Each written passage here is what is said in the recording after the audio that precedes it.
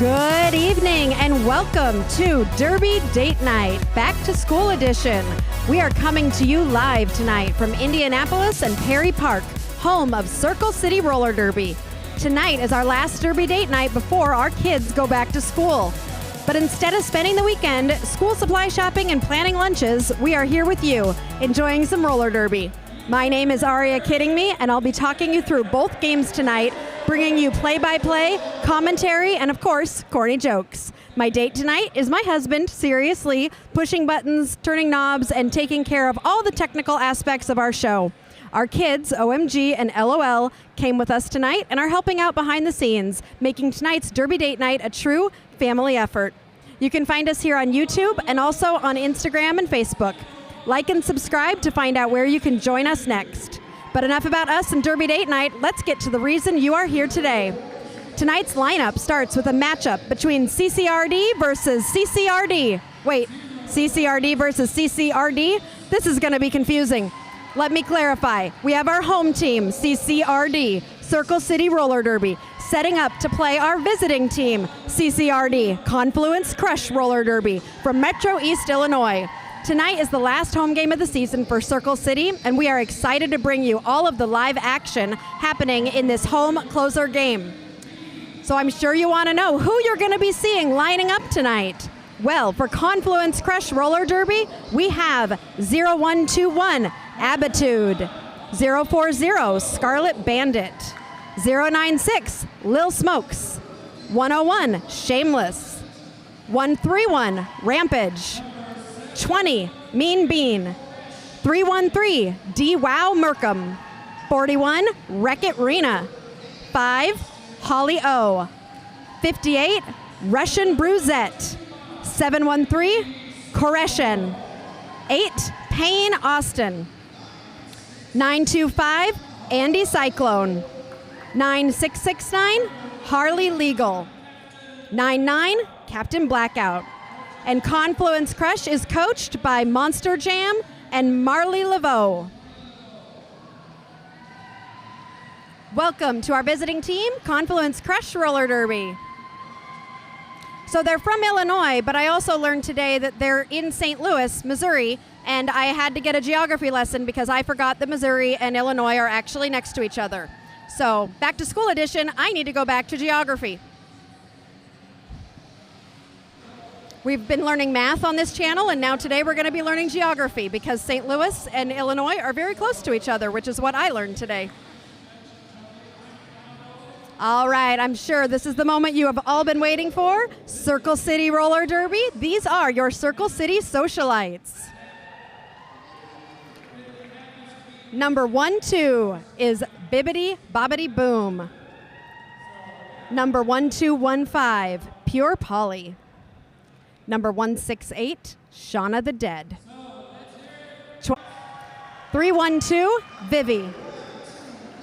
317, Kimbo Slicer.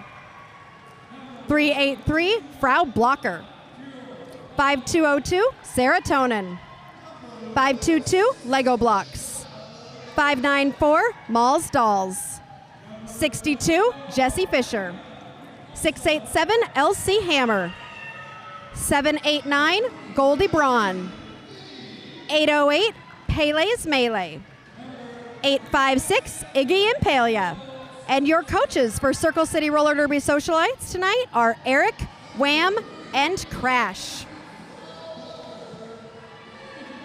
Roller Derby won't happen without our amazing volunteers, officials, and medics, and we have got some great helpers here tonight. We're looking at Ogre, Bambi Lance, Shotgun Mike, Darth Blue, Whack, Trudy Botchery, TV Rat, and Mud are your referees for this game. Your NSOs include Mr. Bruise Guy, Silken Tofu, Ranger Danger, Heathem, Angel Hillman, Toy Box, Eggs, Bubbles, Knocker Down, Nitty Gritty, and Witch E Wife. And our medics helping us out today are Chief, Corey, and Kevin. Thank you so much to all of our volunteers. Without them, we wouldn't be able to play this game of roller derby, and we're so excited to have them here.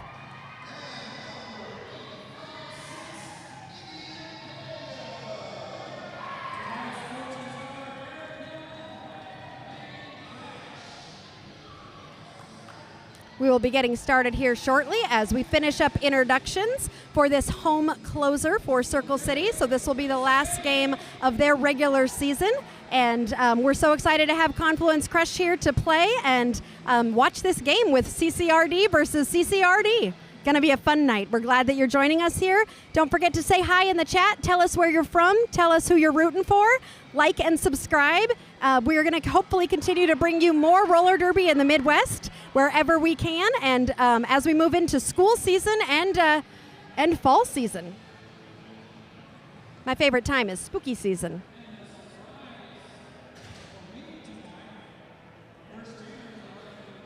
All right, we have our first jammers lining up for tonight. Looks like Pele's Melee for Circle City and Lil Smokes for Confluence Crush.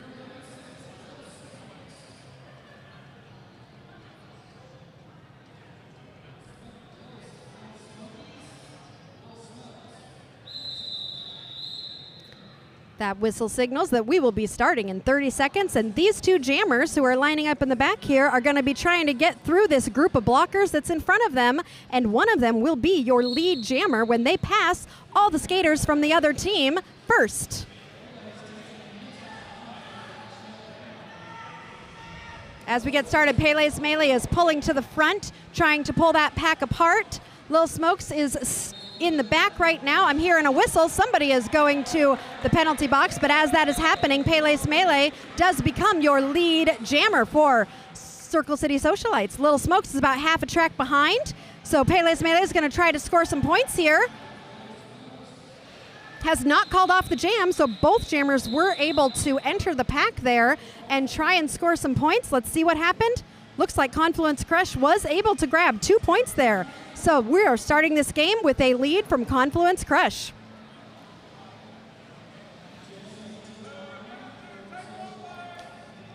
Shout out to the Race City Rebels who are watching this game at their after party. Hope you had a great game today. Wish we could have been there too. Jesse Fisher lining up for Circle City. Holly O for Confluence Crush. Jesse Fisher finding room on the outside line. Tries to stay in bounds, but is pushed out of bounds. Holly O trying to find some space. Is forced to recycle as Jesse Fisher finds that space on the inside line and comes out as your lead jammer. Holly O being forced to recycle to the outside there. Jesse Fisher on her first scoring pass is able to get through for those 4 points there.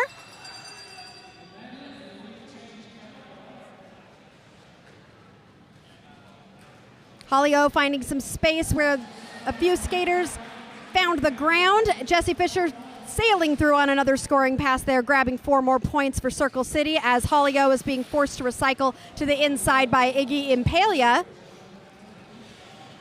Working with Malls Dolls, trying to really hold Holly as much as they can as Jesse is in on another scoring pass, pulling that tripod from side to side, trying to find some space, getting slowed down for the first time in this pass.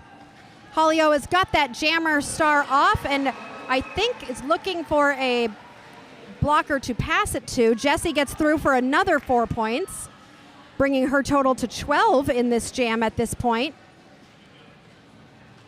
Star pass was completed to Abitude, who will now be your jammer for Confluence Crush. Circle City blocker going to the penalty box there as Abitude is able to get out of the pack and will be coming around as the jam comes to a close. Very successful jam for the Circle City Socialites and a lead change there. So 15 for the Socialites to 3 for Confluence Crush.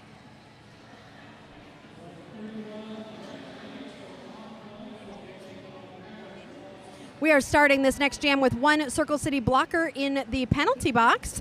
Lining up for Circle City is Rita Repulsa. And Rampage is lining up for Confluence Crush. Rampage finding space to become lead jammer. First lead jammer for Confluence Crush in this game. Someone else from Circle City looks to be in the penalty box as Rampage is coming around. Shauna the Dead is the jammer for Circle City. Star has been passed, so even though there is a pivot stripe on Shauna's helmet, Shauna is the jammer for Circle City, as Rampage has scored 4 points and is coming around on their second scoring pass.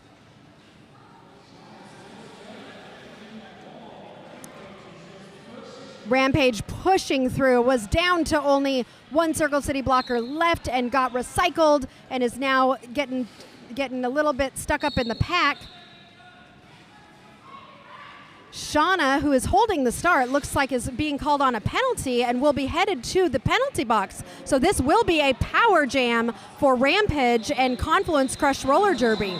The jam is called, freezing Shauna in the penalty box. So we will be starting the next jam with Shauna in the penalty box as well as another Circle City blocker. A timeout has been called. Looks like a team timeout was called. So as is typical, we usually do have timeouts pretty early in the game. Whenever some sort of momentum is happening, people are kind of starting to figure out what's going to be happening in this game. It's not surprising to have a timeout real early here, just to kind of take a breath and go, okay, are we good? Is everything still happening the way we thought it would happen? Let's make sure we're still on strategy.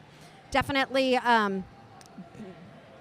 something to talk about here, because this has been a really interesting beginning of the game with, 2 points for Confluence Crush and then a lot of points for Socialites, and then Confluence Crush responding with a lot of points of their own, making this a very close game, and already only 4 points separating them after only 3 jams.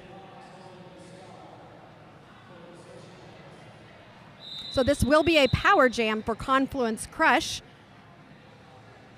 And Lil Smokes, who will be jamming for Confluence Crush. And they do have the advantage here, as we have not only the jammer, but also one of the Circle City blockers in the box as we begin this jam.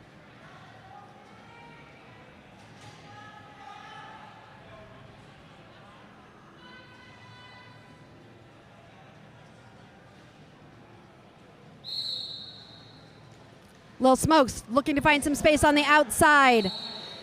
Stepped out, thought she was okay to enter back in, but was called on a track cut, and so will be sent to the box, which means Shauna the Dead will be coming out of the box and will have an opportunity here to become lead jammer and has a power jam of their own. So Circle City, little Rampage coming out of the box very quickly and just shooting her way through, finding space and getting out of the pack, but will not be lead jammer, as she was sent to the pack before that was established. Shauna, on the other hand, working her way through the pack. As soon as she got past the hips of that 4th blocker, she was called lead jammer, and shortly after called that jam to end it, because otherwise we would have had Little Smokes continuing to score points there. Very nice job by both teams, and we are going into this next jam with a tie game of 15-15. All right, I see Pele's Melee lining up for Circle City, and Captain Blackout is going to be jamming for Confluence Crush. Big hit, and Confluence Crush Captain Blackout is being forced to recycle to the back of the pack there, while Pele's Melee is able to find some space and get out as your lead jammer for the Socialites. Pele's Melee coming around, deciding what to do here, as Captain Blackout has gotten out. Pele's Melee shoots through to grab 4 points, sees Captain Blackout out of the pack, and decides to call it, ending the jam with a 4-point scoring pass for the Socialites.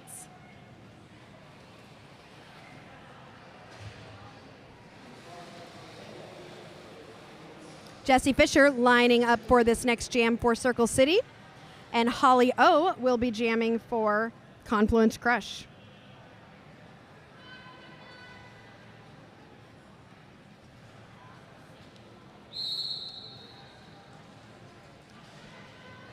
Both jammers coming up against some tripods here. Jesse Fisher pulling the packs forward.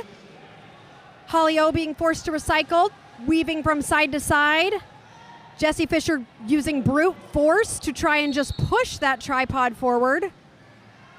Holly O trying to find some space, but Jesse Fisher is the one who is able to get through and become lead jammer.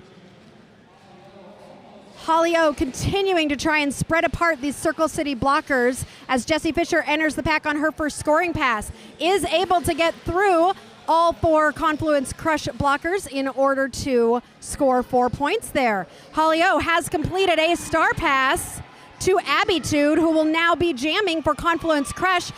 Iggy Impalia trying to give a big hit there, but Abitude spins a little circle and is able to get out, forcing Jessie Fisher to call off the jam. 8 points scored in that last jam for the Socialites. Rita Repulsa lining up for Circle City. Rampage lining up again for Confluence Crush. Last time Rampage lined up for Confluence Crush, this was a bit of a shift in momentum. Let's see if Rampage can do it again for Confluence Crush in this next jam.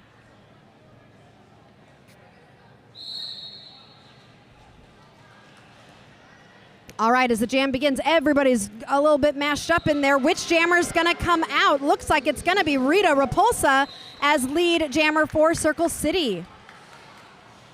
Rampage, forced to recycle, is resetting, trying to figure out a good plan of attack. Rita engaging with the pack on her first scoring pass, being pushed to the inside, forced to recycle, while Rampage is out of the pack and will be approaching the pack on her first scoring pass. Rita gets through to grab those 4 points, sees Rampage coming and calls the jam. So that Confluence can't score any points in that jam. Very fast-paced moving game so far. All right, Bibbidi Bobbidi Boom is lining up for Circle City.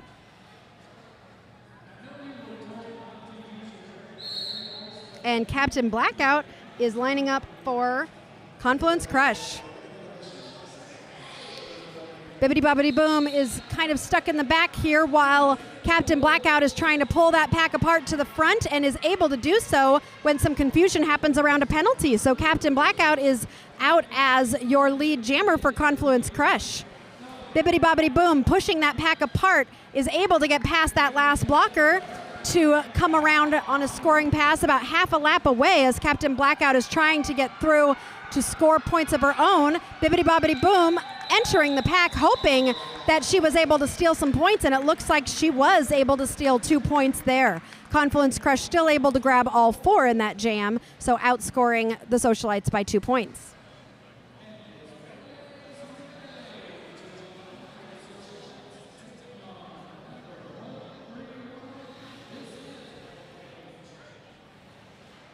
Pele's Melee lining up against Rampage. I think we've seen this pairing before. Penalty box does have, I think, 1 Circle City blocker in it. So Rampage has 1 less blocker to get through than Pele, but both blockers right now having a hard time getting through these really strong tripods. Rampage pulling that pack apart.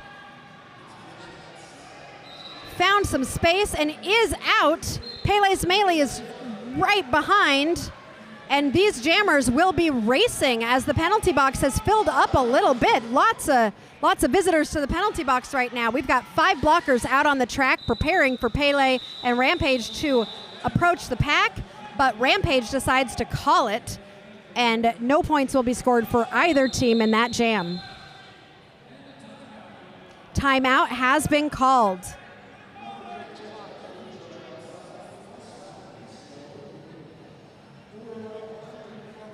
Penalty box, as we wait for this timeout, that penalty box is looking a little full there. We have 2 Circle City blockers, and it looks like a Confluence Crush pivot in the penalty box. So we will start this next jam down a number of blockers for both teams. So we'll see what the strategy is as we get into this next jam. I'm noticing Little Smokes chatting with a pack of Confluence Crush blockers, and Jessie Fisher talking with some Circle City blockers. So I'm taking a wild guess here that we're going to see Little Smokes and Jessie Fisher lining up as the jammers for this next jam. Score right now, Socialites 33, Confluence Crush 19. That first timeout we had early on in the game was a timeout called by Confluence Crush. This one was called by the Socialites. So each team has used one of their timeouts so far in this half.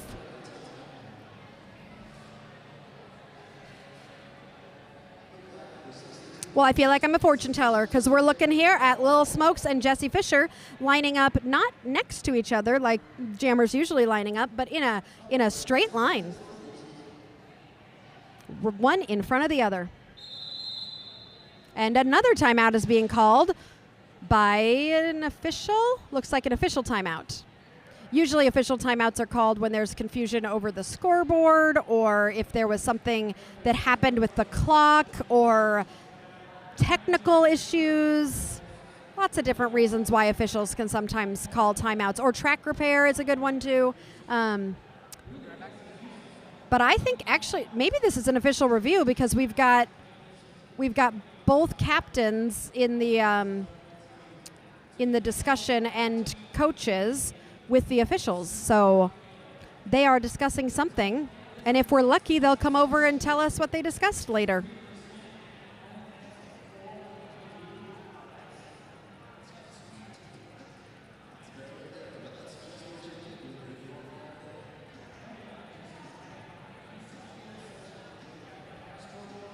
All right, so if you have been with Derby Date Night before, you know that we are the home of good roller derby and bad jokes. And since tonight is the back-to-school edition of Derby Date Night, we have some back-to-school jokes for you. So since we're in a timeout and we're not sure how long this is going to go, I'll take this opportunity to share with you a couple jokes. What does your computer do for lunch? It has a bite. But I never said these jokes were good. I do not promise that there are good jokes here, but we do have jokes.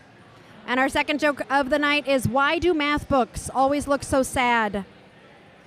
Because they're full of problems. Oh, sounds like the math books could use a psychology class. Ha ha ha. You know, at least I laugh at my own jokes.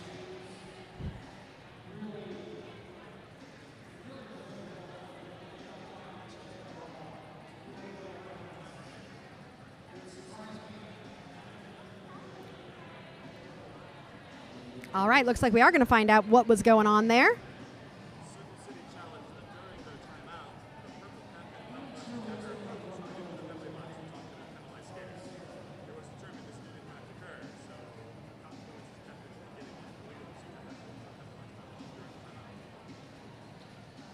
Okay, so there was an official review called there by Circle City. Circle City called that official review because they noticed during the timeout that the coach for Confluence Crush went into the penalty box to talk to the skater that was in the penalty box.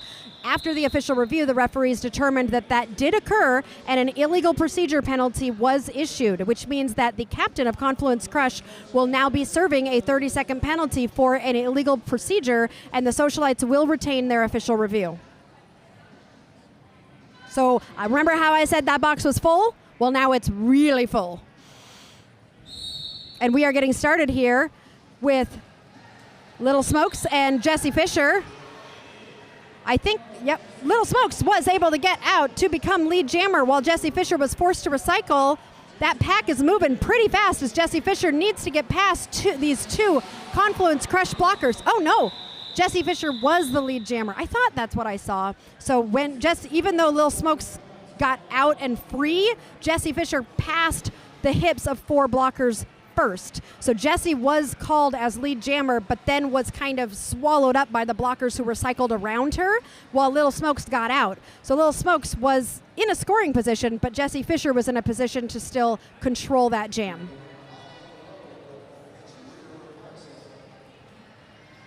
Rita Repulsa for Circle City and Holly O for Confluence Crush. Rita coming out as lead jammer. Holly getting stuck behind a infamous Circle City tripod as Holly finds a space and jukes to the inside to get out. Rita Repulsa engages the pack on her first scoring pass, is able to get through and scoring 4 points for Circle City. Looks at her bench to say, what should I do? Holly entering the pack on her first scoring pass, but Rita says, nope. I'm going to call it, and no points will be able to be scored by Confluence Crush. Mr. Darcy says, dinner rush at the penalty box. You know, wouldn't it be nice if they gave you snacks in the penalty box? I mean, I could eat like a couple Skittles or a Starburst, Maybe not with a mouth guard in, though. Also, I'm trying to remember the rule on if you can take your mouth guard out when you're in the penalty box. I know there's a rule about that, and I don't remember. So could you eat in the penalty box, theoretically? Regardless, Bibbidi Bobbidi Boom is jamming for the Socialites, and Rampage is jamming for Confluence Crush, and this pack is the slowest I've seen it. Bibbidi trying to stretch that pack out to the front, while Rampage is engaged in a Circle City tripod at the back. Both skaters just stuck with these in these packs who are focused purely on defense. As these packs kind of come together, we're approaching the third turn with no lead jammer established. Bibbidi Bobbidi Boom getting pushed to the outside and being forced to recycle by the Confluence pivot. The refs noticed that Bibbidi Bobbidi Boom did not notice she was being recycled, so this will be a power jam for Confluence Crush, who have now been established as lead jammer. Rampage will be your lead jammer for Confluence Crush, and will try to take opportunity and score some points here while Bibbidi Bobbidi is in the penalty box. Rampage grabbing 4 points with a juke to the left and a juke to the right to get out, and coming around on a second scoring pass.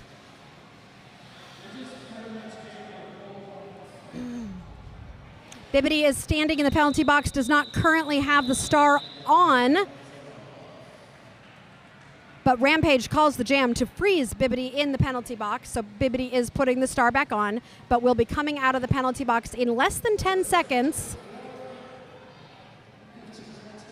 once this jam starts. So we will start with a power jam for Captain Blackout in this next jam. Captain Blackout will have under 10 seconds to try and grab that lead jammer status before Boom comes out of the penalty box.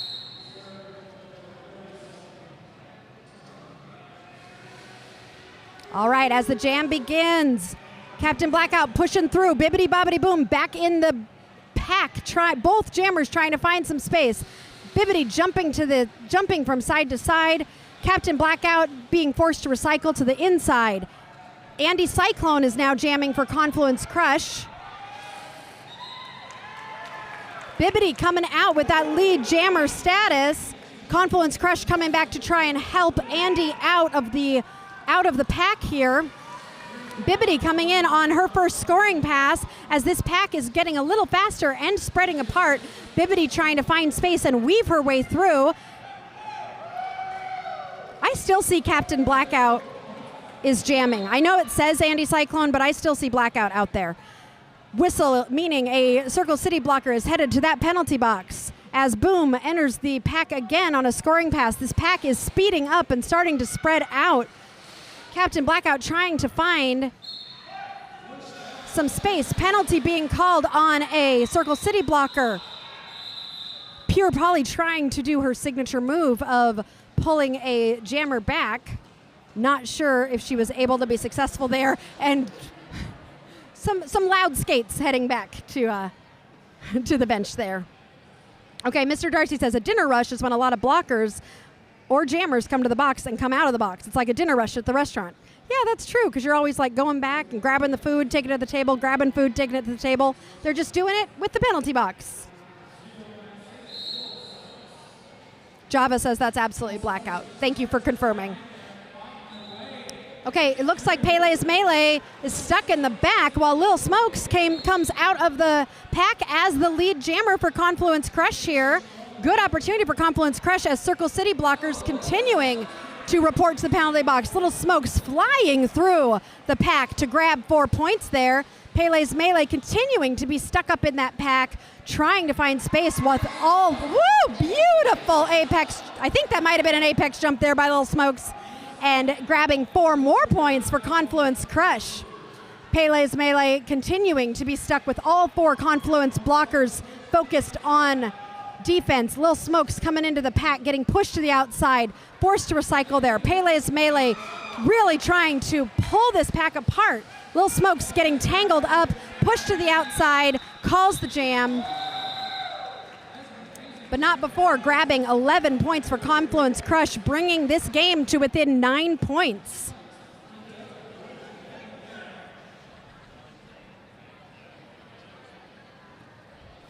beautiful response there from Confluence Crush as Circle City was starting to kind of expand that lead. Confluence Crush really has taken these last few jams and just kind of ticked away at those points and is really making a game of this. Pretty low scoring so far with less than 15 minutes left in this half. Jesse Fisher jamming for the Socialites. Holly O for Confluence Crush. Jesse Fisher tiptoeing up that inside line to be called lead jammer, but Holly O is less than like 5 feet behind her. This is going to be a race as the pack is also speeding up. Both jammers battling with each other. Jesse deciding to try and play a little defense of her own as the pack is waiting for these jammers who have slowed down, as Jesse Fisher, who used to be a blocker on my former team, Corn-Fed Derby Dames, practicing getting back to some of those old blocker moves. Jesse was there, but deciding to call off the jam after grabbing one very hard-earned point for Circle City.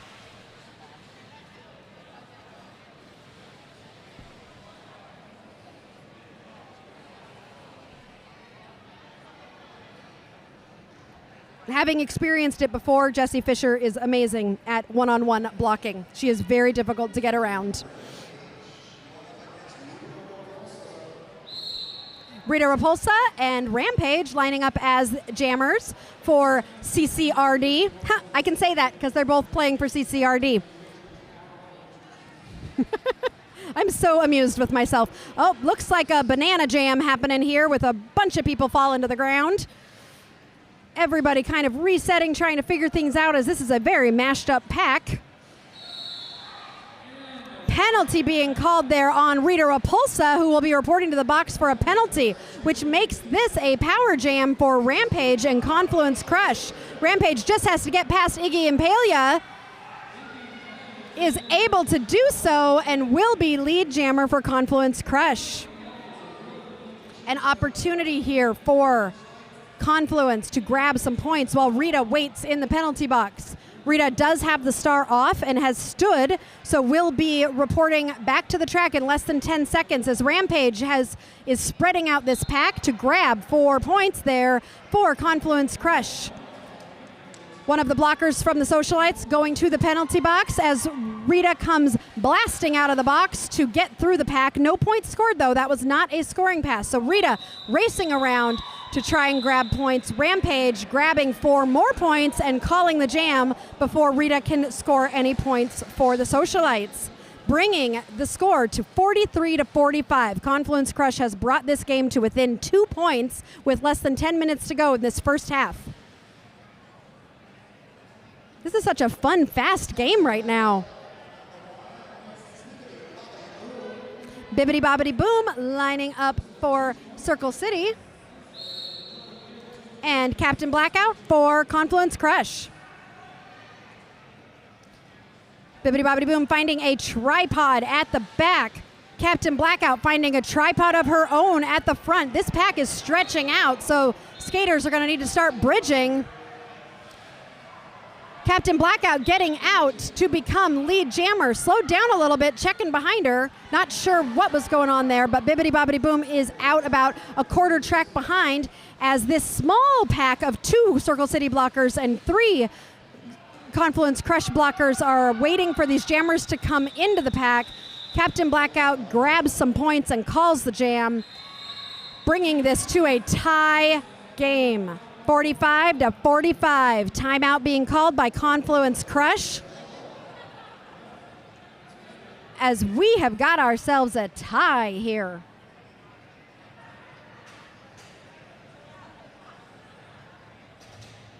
I love this. Every time one of the teams is like starting to pull away, the other one responds. This is 2 really evenly matched teams. I've seen quite a few Circle City games this season, and I've commented multiple times about their really great slow walls and how great they're doing. And I'm seeing those same walls here with Confluence Crush. So both teams really a great focus on defense, making these jammers really work for it. It's going to be interesting when we come into the second half because I always think endurance plays a part in the second half, and we're going to see how well these teams hold up after being exhausted after this first half, because this has been hard on these jammers. They have been pushing incredibly hard because when you can't weave side to side, you have to push through using every single bit of strength you have.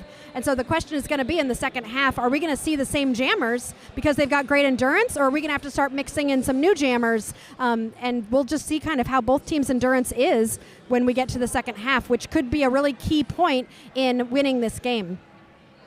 Bibbidi Bobbidi Boom lining up for Circle City, and I think that's Lil Smokes for Confluence Crush. Oh, Pele's Melee, not Bibbidi Bobbidi Boom. Lil Smokes getting pushed to the outside, pulled to the back by Malls Dolls, but gets back in and runs through to grab lead jammer for Confluence Crush. Pele's Melee's got to get past two Confluence Crush blockers, is able to get through and is out as Lil Smokes comes through on a scoring pass to grab 4 points. Confluence Crush taking the lead. Lil Smokes calling that jam before Pele can score any points.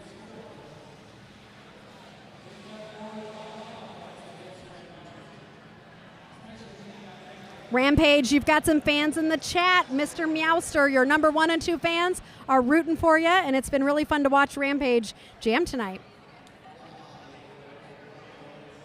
Holly O lining up for...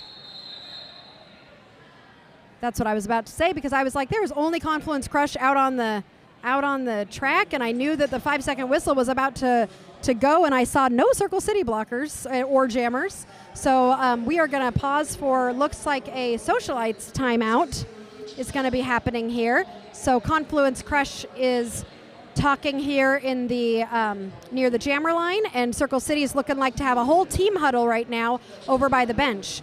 We've got about 7.5 minutes left in this half before we take a short break and come back for another half.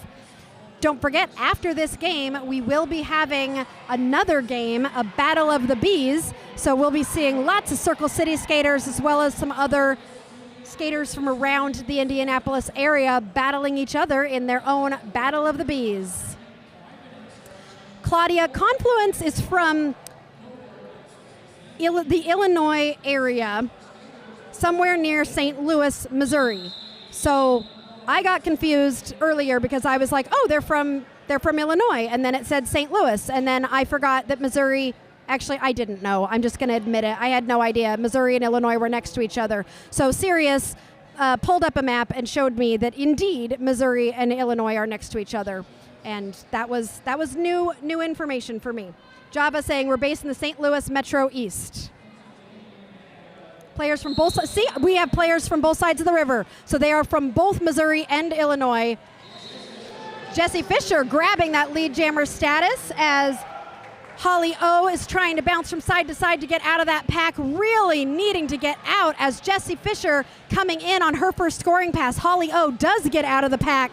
Jesse Fisher grabbing those 4 points, taking a low block from a Confluence Crush skater who it just accidentally, there was a fall and Jesse fell and there's a penalty, but Jesse called it as there was a little bit of a mashup happening there, but Jesse was able to grab those 4 points before that, bringing this game to a tie again, 49-49. No jokes yet from me. I only give jokes when teams reach the 50 mark and the 100 mark and the 150. That's when I give you your back to school jokes. So no jokes yet because we are still at 49-49. All right, Rita Repulsa grabbing that lead jammer status, but Rampage is not far behind, less than a quarter track as these skaters are racing. The packs are getting ready for these jammers to come in. Rita jumping in, quickly trying to pass skaters and calling the jam, hoping that she was able to steal a point. She was, but so was Confluence. Both teams now at 50. Oh, I see a ref coming through saying, no, it was two. So we have a lead change, and the Socialites are actually up 51-50 there.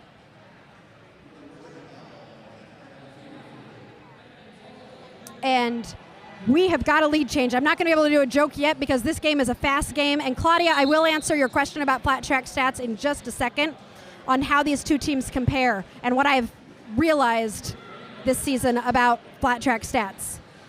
Pele's Melee jamming for the Socialites. Captain Blackout jamming for Confluence Crush.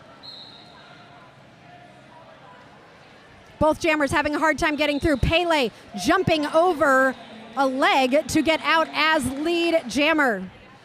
Captain Blackout trying to get through, being forced to the inside by a Circle City blocker as Pele's Melee coming in on a scoring pass. 5 minutes left in the half here. Pele's Melee trying to spread apart those blockers, but is forced to recycle. That tripod, she is finding another tripod of Confluence Crush skaters, keeping her held there as Captain Blackout is also in a tripod of skaters. These packs are pulling apart, which means Confluence Crush is forced to fall back, and Pele's Melee is able to stretch that pack out enough to get out. Captain Blackout has the jammer star off, so maybe looking to pass to a pivot as we come around. Pele's Melee still trying to find some space, looking for some offensive help from Pure Poly. This pack is speeding up. Everybody's coming out of the penalty box. Pele getting through to score another 4 points there. Captain Blackout is still trying to find that space, has got to get past Kimbo and Mal's Dolls, who are doing some blocking there to hold Captain Blackout. Pele back in the pack, finding that tripod again. Great job with that Confluence Crush tripod. They are really slowing Pele down as Pele is currently on her third scoring pass of this jam. As the jam comes to a close, Socialites were able to grab 11 points, it looks like, in that jam, bringing their total to 62. So Claudia, with flat track stats, I've tried looking at the flat track stats before to see the predicted spreads, but with the fact that we're still a little bit coming out of COVID, I feel like next year is going to be even more accurate with flat track stats predictions. Some teams still aren't importing their games into flat track stats, so I've noticed there are a lot of games missing. It's been really hard to use it as a predictor, but I feel like with teams really coming back this season, I'm noticing we're starting to see where these teams actually are, and I think flat track stats is going to be an even more accurate place to look. I did not have a chance to look this morning, so if somebody wants to, go ahead and do that. Lil Smokey's getting out to grab that lead jammer status, but Jesse Fisher close behind, so Lil Smoke's calling it before either team can score any points there. Just a little bit over 2 minutes left in this game as Confluence Crush is using their last timeout of the half. I haven't been able to give you my jokes. I haven't been able to tell you to subscribe, to like our YouTube channel. We are getting so close to our goals with getting subscribers. We were just above 400 earlier, and it's been amazing to see our subscribers grow. This game has been so fast. I've been talking nonstop and have not even been able to tell you jokes. I haven't been able to tell you to like and subscribe, but I have been able to give you some commentary on these two amazing teams who are both doing a wonderful job. This game has been so close, and I'm really excited to see where this game ends up. Very well matched teams here. So regardless of what Flat Track Stats is saying, I'm saying this game's going to be close. All right, not much time left, but we do have enough time for one more joke. Where do pencils go on vacation? Pennsylvania. Back to school jokes. They're going to be cornier than like most of the jokes that I do.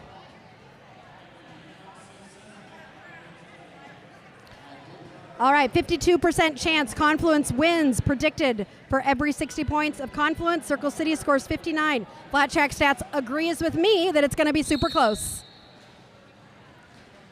Holly O jamming for Confluence. Rita Repulsa jamming for Socialites. This is an important lead jammer status, and Rita grabs it. Holly with an apex jump to get out of the pack about half a track behind Rita Repulsa. Both jammers are going to be running to the packs who are setting up for Rita as she is approaching, going to try to score some points before Holly can score any behind her. Rita grabbing some points, calling that jam before Holly enters the pack, is able to grab 3 points there, bringing the Socialites score 65-50 with 2 minutes and 5 seconds left in this half. After this half, we will be pausing for a quick halftime, and then we'll be coming back for another 30 minutes of this wonderful game, and then we've got a whole nother game after that, so stick around. We've got a whole evening of back-to-school roller derby before we have to start thinking about going school shopping. Pele's Melee for the Socialites and Rampage for Confluence Crush. Got a shout out in the chat for Bean from Confluence.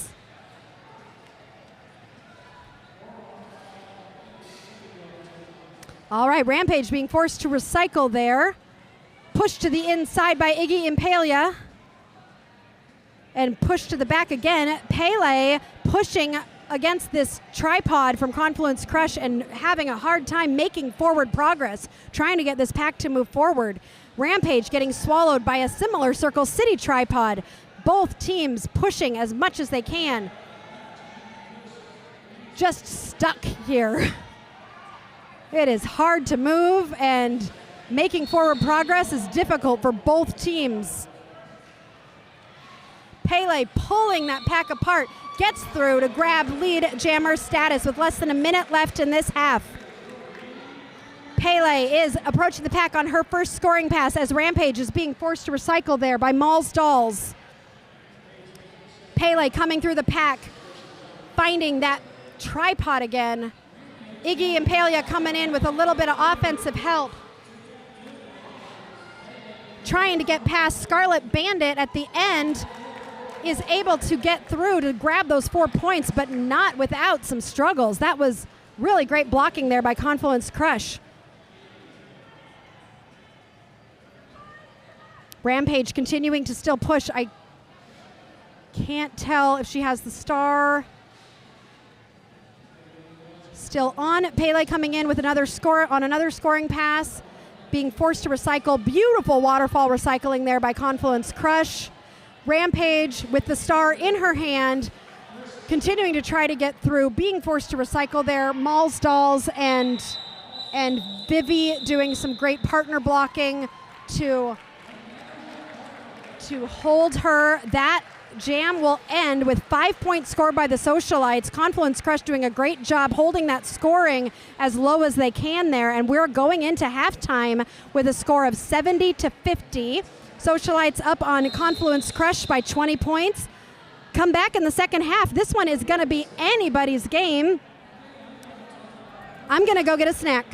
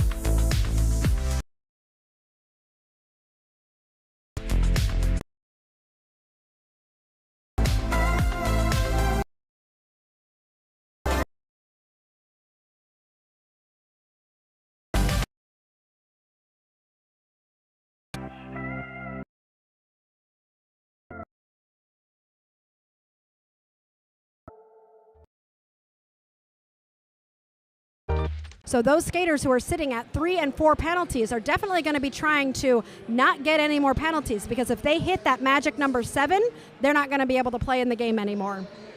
The other thing I was talking about as we went into the half was endurance. This is definitely going to be something that's going to come into play in the second half, as these packs and these walls are strong. These jammers have had to work really hard to get through and get those points, and so this is going to come down to endurance and really which teams have that endurance to keep going. Are those walls going to stay as strong in the second half? Are the jammers going to be able to push as hard in the second half? Are we going to see the same rotations? Those are some of the things that I'm going to be looking for as we go into this second half with, I don't know, more than 20 points right now between the two teams. But we've been doing this for a few months now, and I've seen many different jams where more than 20 points has been scored. It happens, and games can change, and momentum can swing really fast. So you never know what you're going to see in the next 23 minutes. Rita Repulsa is lining up for Circle City, and Captain Blackout on the line for Confluence Crush. Captain Blackout finding space on the inside line to establish herself as lead jammer. Rita pushing through, trying to find space, has 2 blockers to get past as Captain Blackout coming in on her first scoring pass. Rita gets through and is out. Captain Blackout currently trying to score, deciding to call that jam before Rita can come around and score any points. Was able to grab that 1 point for Confluence Crush.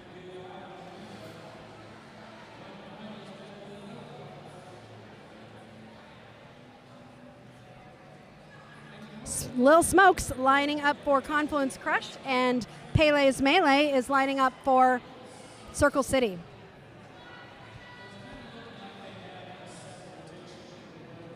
Penalty box continuing to be empty, so I think people talked about penalties during the half. Lil Smokes grabbing that lead jammer status after finding some space on the inside line. Pele's Melee is able to get out and is about a track behind as Little Smokes, woo, beautiful apex jump takes a little tumble at the end and is forced to call the jam. And was unable to score any points, but it was beautiful. If I could give points for style, I would have given points for style there. It'd be nice if we just gave people points for attempting apex jumps, because then, like, you know, if you get like 1 point if you attempt an apex jump, I think it would make Derby even more exciting. Holly O jamming for Confluence Crush. Jesse Fisher on the line for the Socialites. And that pack has slowed down right there at turn 1. Pivot from Confluence Crush headed to the penalty box as the pack starts to speed up. Jesse Fisher is the one who finds that space to grab that lead jammer status for the Socialites. Holly O hoping to get some help here as the pack is continuing to go pretty fast, but all 4 blockers from Circle City focused on defense as Jesse Fisher weaving around to find space on the outside to get out and score those 4 points for Circle City. Holly O has the star off, but is still engaging the pack and trying to push her way through. Jesse Fisher coming around on another scoring pass is being forced to recycle to the outside. As Confluence Crush's pivot comes back in, one of Confluence Crush's blockers is being sent to the box as Holly O was able to get out. Jesse Fisher calls the jam, but not before scoring 4 more points, bringing the Socialites total to 96. We will start this next jam with a Confluence Crush blocker in the penalty box. Rita Repulsa lining up for Circle City, and Rampage on the line for Confluence Crush.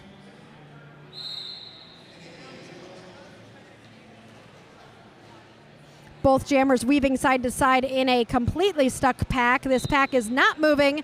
Rita doing a spin, trying to get out, gets called on a penalty and will be headed to the box, making this a power jam for Rampage, who has just grabbed that lead jammer status. The pack itself is picking up pace here, trying to figure out how they are going to strategize for this power jam for Rampage and Confluence Crush.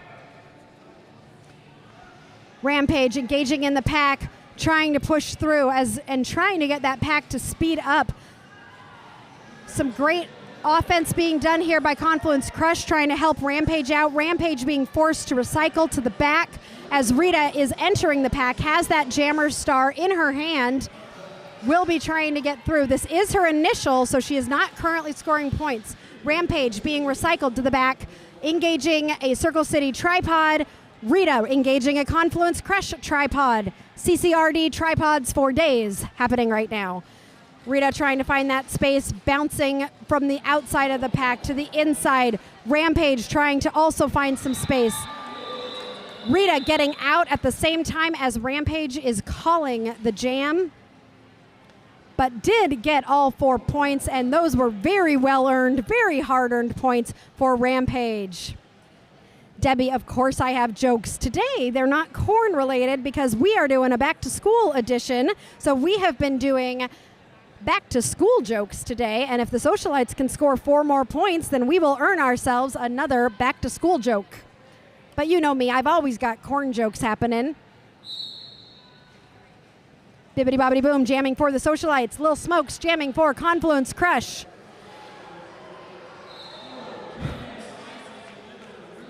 Lil Smokes coming out as lead jammer for Confluence Crush. Bibbidi Bobbidi Boom has two blockers to get through of Confluence Crush. 3 now as Lil Smokes enters the pack on her first scoring pass. Ducks under a blocker, getting through practically untouched there. Was really sneaking through for those 4 points. Boom is almost out of the pack, has to get past the pivot and does so. Lil Smokes is about a quarter track ahead of Bibbidi Bobbidi Boom. Let's see if she's going to grab points and call it, or if she is going to, she is going to get through, grab a few points and call it before the Socialites can score any points. That was a 10-point jam there for Confluence Crush, bringing them to 78. Socialites keeping me from telling any jokes because they still haven't hit that 100 yet. For those who are joining us, if you have not liked and subscribed to our YouTube channel, our Facebook, or our Instagram, please do so. We are trying to bring as much roller derby as we can to the Midwest and beyond, and we would love it if you joined us on our journey for doing some date nights to watch some roller derby. Holly O jamming for Confluence Crush, Pele's Melee for the Socialites. Holly O pulling the pack to the front, Pele's Melee doing a side-to-side, trying to break this tripod up. Holly O out as lead jammer for Confluence Crush. Pele's Melee pulling that pack apart.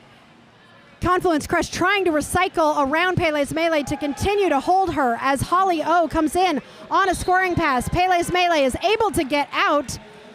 Holly O being forced to recycle by Maul's Dolls, calls the jam, and was not able to score any points in that jam.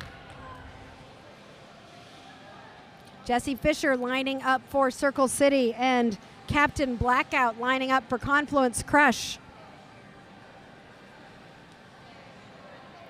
15 minutes left in this game. But don't worry, there's more roller derby. We have another game after this. We're doing a Battle of the Bees with B-team skaters from all over Indianapolis battling it out and playing each other. Little bit of a tumble happening there. This pack is speeding up. Jesse Fisher trying to pull this pack apart. Captain Blackout being recycled to the outside. Jesse Fisher being recycled to the inside. Captain Blackout with I think a high block there, will be reporting to the penalty box. So this will be a power jam for Jesse Fisher, who is in the middle of a little bit of a tumble with one of her blockers is swerving side to side, trying to break this pack apart after the little bit of confusion with a few penalties happening. Jesse Fisher still working her way through this pack, trying to find some push to the inside. Big push. I think that was Scarlet Bandit from Confluence Crush. But after a long, hard lap and a half, Jessie does get that lead jammer status, shaking her head like, wow, that was hard. I think Captain Blackout was able to get out of the box, so this will not be a power jam for Circle City to start the next jam. But Circle City does have a pivot in the box who is standing and will be coming out. Confluence Crush also has a pivot in the box, so this next jam will be starting with a pivotless jam. And I know, Debbie, they really don't want me to tell any more jokes. We're all just on pins and needles waiting for these really bad back-to-school jokes. Maybe Rita Repulsa can get us there. But I don't know, Lil Smokes is definitely going to try and make it hard. Ooh, nice big hit there from, who was that? Corrussion from Confluence Crush. Lil Smokes is going to the penalty box, so this will be a power jam for Rita Repulsa, who just got that lead jammer status. So we are getting more likely to be able to get to some of these jokes as Rita comes around on her first scoring pass. Lil Smokes waiting in the penalty box as Rita is engaging the pack, hoping for some help from the offense of Circle City. Everybody's all kind of mashed up. Circle City trying to keep Confluence from getting a tripod formed. Pivot from Confluence Crush with a great hit out and recycle to slow down Rita Repulsa. I think Lil Smokes is back in the pack. I don't think she has the jammer star on the helmet right now. Both packs focused on defense. Lil Smokes was able to get through there, was able to get out. That was not a scoring pass. That was her initial. The jam ended, and Rita holds up 4 fingers, and the ref looks at her and holds up 3. Rita thought it was time for a joke and that we were going to be at 100, and the ref said, no, 3.99. No jokes for you all. Java Sparkles, you are correct. Everyone is going to be so sore in the morning. Every single point here has been so hard earned. Every time a jammer thinks they are out, blockers are coming and recycling around them and swallowing them up, and it has just been tough on everybody.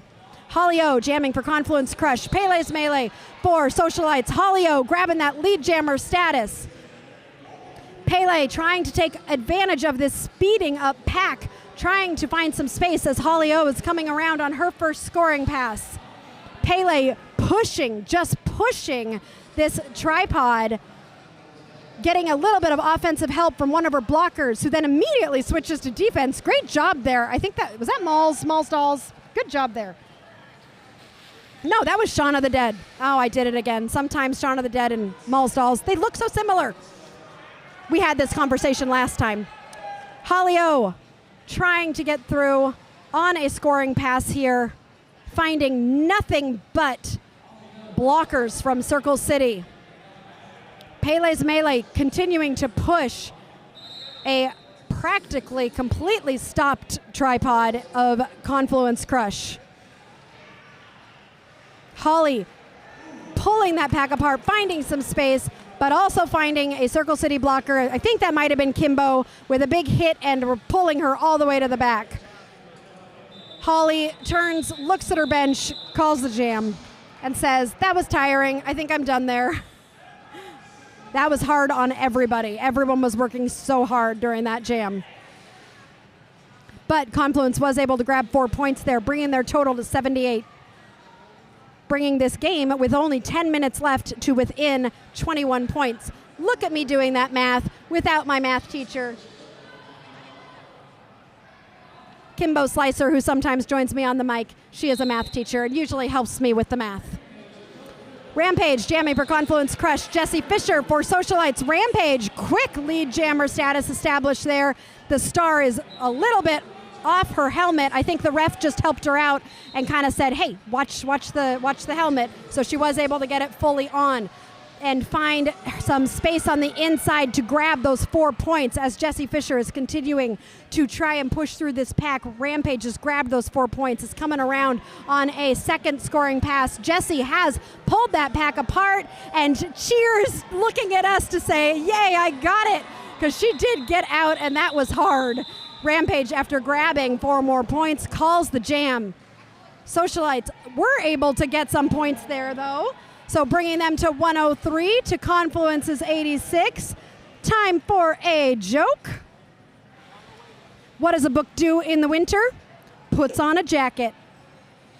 Do you remember when we would go to school and we would have to fold our book jackets? We had like butcher block paper and you would fold it and then you would draw on it and then you would secretly write down your crush in code so that nobody knew except your friends. Yeah, you don't know that part, Sirius, because your group of friends did not do that. My group of friends very much did. We were much more invested in our love lives than you were. Lil Smokes getting a power jam and a lead jammer status as Rita Repulsa will be in the penalty box for Socialites. Great opportunity here for Confluence Crush, who has been just pecking into that lead that the Socialites have. We have only 8 minutes left in this game. Lil Smokes engages the pack, takes a fall, and quickly calls the jam, which will leave Rita Repulsa in the penalty box so that Confluence Crush can start this next jam with a power jam. Rita is standing in the box, though. So she will be coming out of the box within less than 10 seconds. So Holly O will only have a few seconds to try and grab that lead jammer status before Rita comes out to try and grab it herself. As that jam whistle starts, we've got 2 blockers falling. Holly seeing a space on the inside, being shut down by the Circle City pivot. Rita is now back in the pack, pushing her way through, trying to find space, finds it on the outside to grab lead jammer for Circle City. Holly pushing, trying to find some space, looking for some help from her offense. Confluence Crush seeing Rita coming into the pack. Rita with a little apex jump there to grab those 4 points for Circle City. Holly has got the star off, might be looking for a pivot, is trying to break this pack apart. Rita speeding through the inside line to grab 4 more points for Circle City. Looks at her coach, who is looking at her saying, wow, great job, Rita. Rita engaging the pack again with a little hop and another hop, She has got a couple blockers that she's got to get past, and she, takes 2 hits but stays in bounds to get 4 more points for the Socialites. So having scored 12 points in this jam, Holly continuing to push and work and try to find space to get through for Confluence Crush as Rita has engaged the jam again, or the pack again, does a spin. Those one-footed spins are just, makes me scared for ankles, but she's doing a great job with it. Was forced to recycle there, tried to find some space on the outside, and called the jam from the floor, but not before scoring 16 points, bringing Socialites total to 119 and Confluence to 89. That's been that was a 16-point jam. That's the highest jam we've seen so far this game. We will be starting this next jam with a pivot and a blocker from Circle City in the penalty box. And I'm trying to see who that is because we know that there were a few Circle City people that were high on penalties at the end of the first half. So hopefully it's not one of those ones. Captain Blackout coming out with a quick lead jammer status for Confluence Crush Roller Derby. Bibbidi Bobbidi Boom jamming for Circle City is trying to break this tripod apart as Captain Blackout comes in on a scoring pass and is called on a penalty and will be reporting to the penalty box. So this will be a power jam for Bibbidi Bobbidi Boom, but this will also be a 2-minute jam with a minute and a half left in this jam, and there will be no lead jammer. So both teams will be jamming for a long time, blocking for a long time. Bibbidi trying to call the jam. She does call the jam. So was she lead jammer? Official review is happening. I'm confused. I thought that Blackout was lead jammer when she went to the penalty box. Yeah. We'll see if I'm right. I never trust my own judgment. I always assume that I was wrong, but so that I will be pleasantly surprised when maybe I am correct. We'll find out.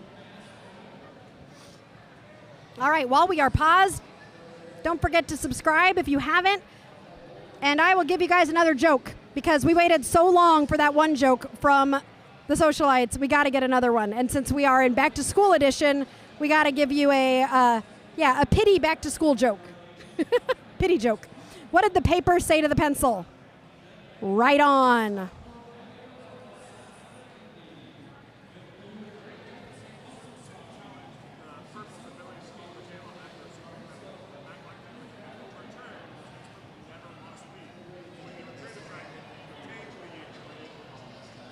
I got it. Okay, that makes sense. So the back block that sent the Confluence Crush jammer to the box was overturned, so they never actually lost lead. So even though I saw Boom calling it, the Confluence Crush jammer was also calling it, and they were the ones who were able to call the jam because they never lost lead, and that's why the Confluence jammer was back in the pack. So they lost their official review because Confluence Crush did have the ability to call the jam because that penalty that had sent the jammer to the box was overturned.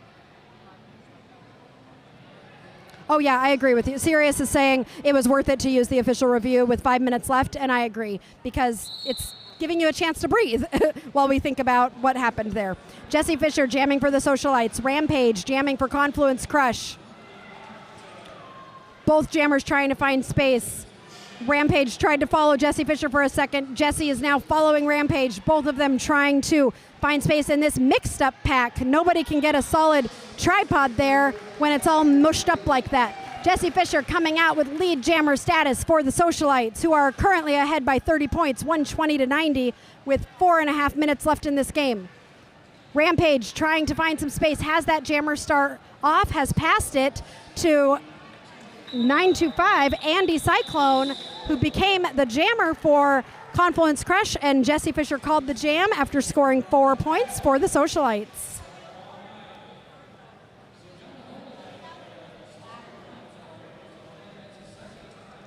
All right, Rita Repulsa lining up for Circle City, and I think that's Lil Smokes for Confluence Crush.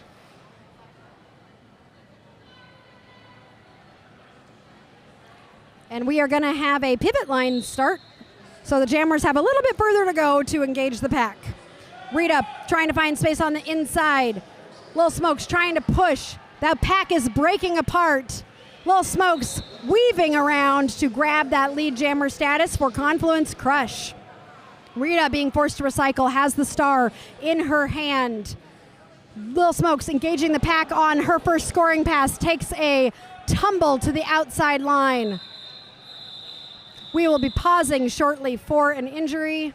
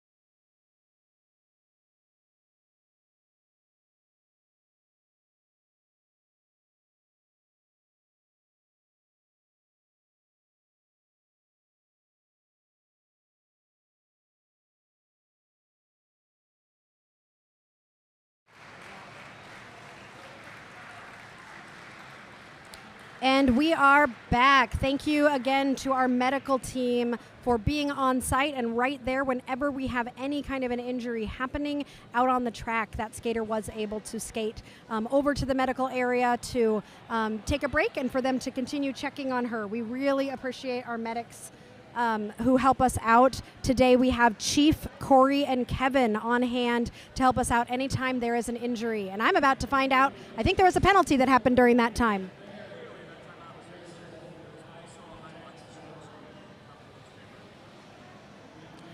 During that timeout, the jammer for Confluence Crush, Lil Smokes, reported to the penalty box. That was for a high block. So we will start this next jam as a power jam for Circle City, who will be out there on their own for 30 seconds until Lil Smokes is able to enter the pack and start playing roller derby.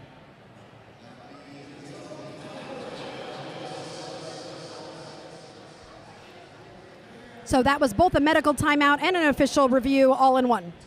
We have 3 minutes and 30-ish seconds left in this game.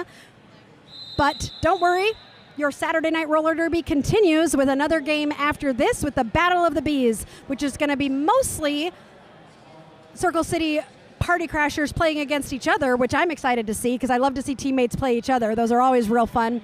When you're playing against people who know exactly how you play. It's always fun. With a few skaters sprinkled in from Naptown and Boomington Blockheads.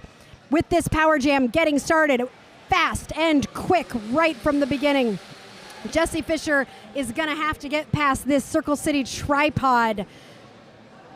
Circle City blockers holding a Confluence Crush blocker from joining their group. She is able to get through. So now Jesse Fisher has to get past a tripod and another one. But we are spreading this pack apart.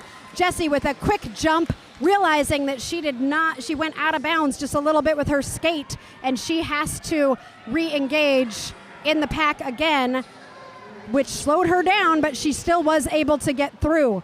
Lil Smokes is out of the penalty box and is engaging the pack with the star in her hand, is through and putting that star on as Jessie Fisher approaches the pack on her first scoring pass, getting slowed down.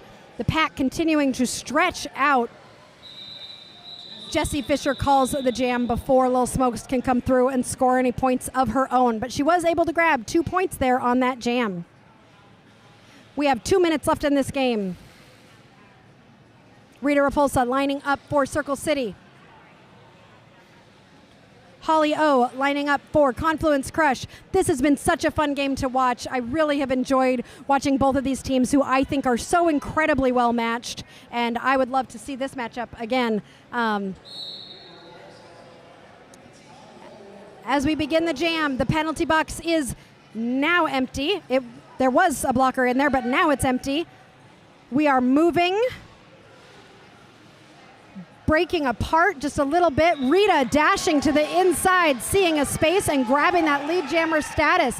Holly O almost out, but swallowed up by Circle City blockers, who are weaving from side to side, trying to keep that tripod together as Rita is in the pack on her first scoring pass, getting slowed down by Confluence Crush. Holly jumping from side to side, trying to find a way to get through this tripod. Rita making her way through her own tripod, but Holly was able to get out. Rita, seeing that Holly was out after scoring her 4 points, calls the jam to end the jam with 1 minute left in this game. This is probably our last jam of the game. This has been a fast game. This has been a good game. I am exhausted, and I didn't even play. So I'm sure that these skaters are ready to rest after this. Rampage and Jessie Fisher lining up for CCRD. That's the last time I probably get to say this, because they're both CCRD, and I'm just so amused by that. As the jam begins, the crowd was cheering so loud I didn't even hear the jam start whistle. This is an excited crowd. Jessie pulling the pack to the front. Rampage pushing, trying to get out, but Jessie is out as your lead jammer for Circle City. Coming around on her first scoring pass, 15 seconds left in this game. Jessie engaging in the pack. Rampage pulling that pack from side to side, trying to find that space, taking a push from Pure Poly to the inside. Iggy Impalia recycling there. No, I don't think that was Pure Poly. I'm not sure who that was. Anyway, Jessie's in the pack. Rampage trying to get through, has the star off, getting pushed out, forced to recycle there.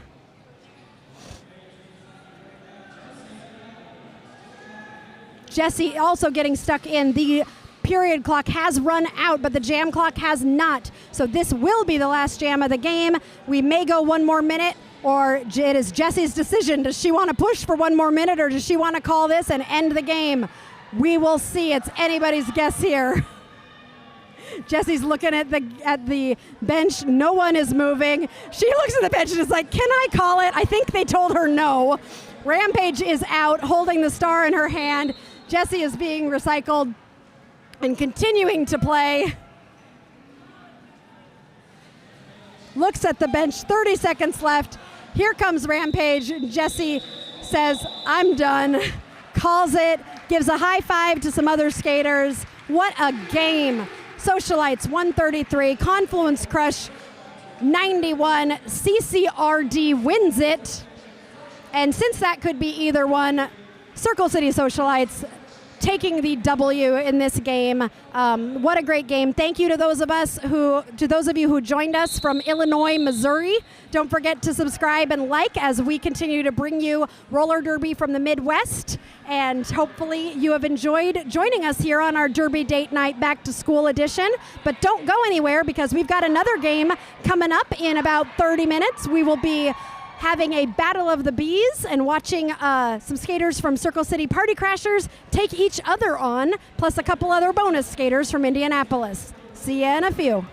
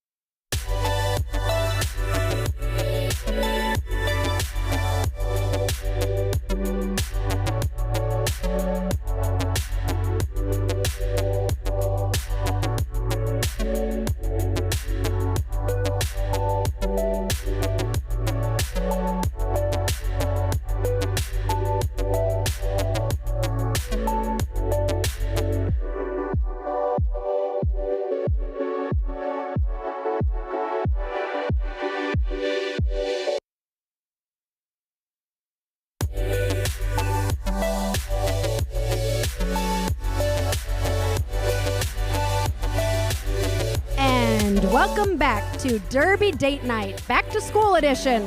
We've just finished our first game of the night with CCRD coming out victorious against CCRD.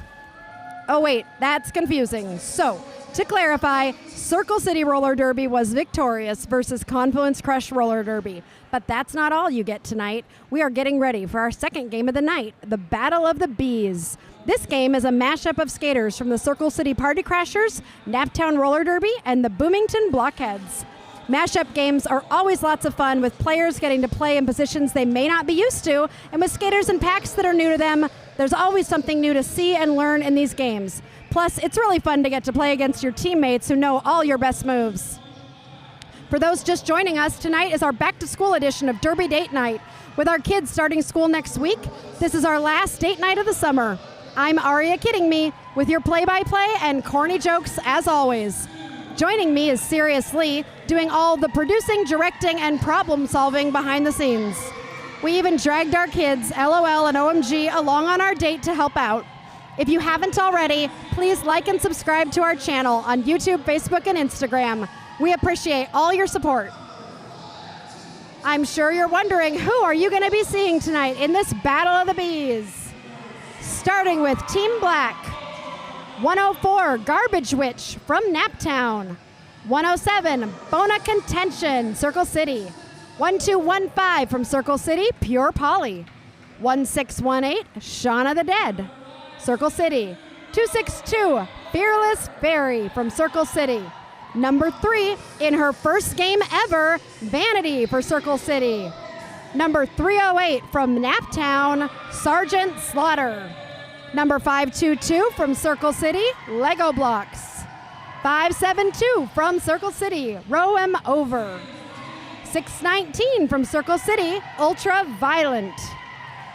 Mystic Storm, number 626 from Circle City. Beauty the Beastly, 666 from Circle City. And finally, Pele's Melee, number 808 from Circle City. Team Black is coached by Toybox and Allie Skater. Now to introduce you to Team White. Number 12, Bibbidi Bobbidi Boom from Circle City. Number 123, Ginger Avenger from the Boomington Blockheads. 17, Sky Voltage, Circle City. Number 188 from Circle City, Marie Fury. Number 19 from Circle City, Mo M. Down. Number 317 from Circle City, Kimbo Slicer. Number 418 from Circle City, Straighter. Number 5202, Serotonin from Circle City. Number 70 from Naptown, License to Kill. Number 765 from Circle City, Battison. Number 77, Jaja Stabor from Circle City. In her first game ever from Circle City, 871, Roxy Dart. And finally, returning from leave for her first game of the season is number 90, Hitter Up Style. Welcome back. This team will be coached by Eric, Crash, and Killdeer.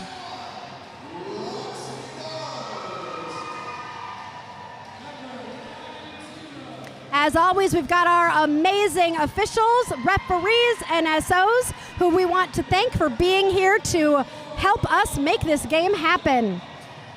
Ogre, Bambi Lance, Shotgun Mike, Darth Blue, Whack, Trudy Botchery, TV Rat, and Mud are your referees. NSOs, Mr. Bruise Guy, Silken Tofu, Ranger Danger, Heathem, Angel Hillman, Bubbles, Knocker Down, Bambi, Nitty Gritty, and Witchy Wife. We've also got our amazing medics here on site ready to help if anything were to happen with injuries. And so a big thank you to Chief, Corey, and Kevin. With that being said, we are going to jump right into the action. This is not a sanctioned game, and many of the skaters are actually skating in their second game of the night. And the first game, for those who missed it, go back and watch the replay later because boy, was that a great game. But it was a hard one. It was a tough one. And we're running a little behind. So these games are going to be, or this game is going to have 25-minute halves instead of the typical 30-minute half. As we get started, I see Beauty and the Beastly lining up for Team Black, and Baddison, I think, is lining up for Team White. That whistle means the jam has begun, and Team Black will take that first lead jammer status, and Beauty and the Beastly will be your lead jammer. Baddison trying to break through, has that jammer star off, takes a push to the outside, but manages to stay in bounds to get out of that pack. Beauty and the Beastly has gotten through to grab 4 points for Team Black. Looks at her bench, and Killdeer, bench coaching, says, yeah, let's go ahead and call it. Just grab those 4 points and call it. So we are starting with a quick lead from Team Black with 4 points.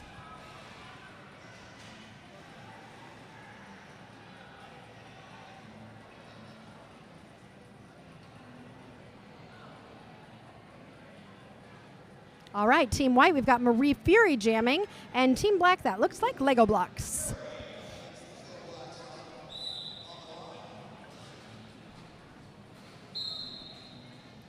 I heard a whistle. Somebody just got a penalty. Looks like a blocker from Team Black will be headed to the box as Marie Fury takes that space that was left by that blocker to grab that lead jammer status for Team White. Lego blocks sweeping to the inside, finds some space, and is able to get through as Marie Fury enters the pack and takes a tumble and will be forced to reform, and they decide to call the jam before Lego blocks can come through and score any points.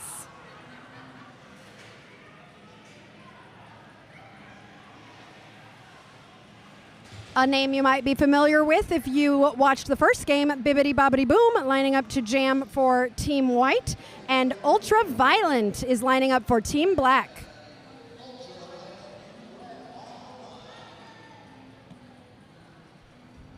Bibbidi Bobbidi Boom dancing on the line a little bit, getting into that jammer mindset as the jam begins here. We do have 2 players from Team Black in the box, and Bibbidi Bobbidi Boom takes advantage of that to grab that lead jammer status for Team White. Ultraviolent trying to find some space, looking for some offensive help from her blockers. As Boom is in the pack and through the pack for 4 points for Team White.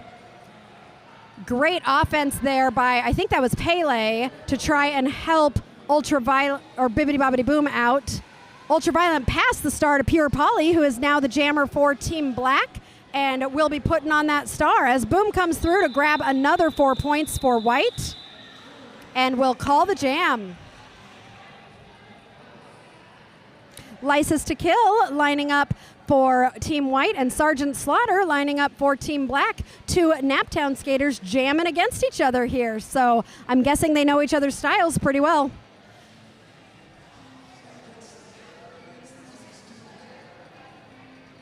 All right, everybody getting set and ready.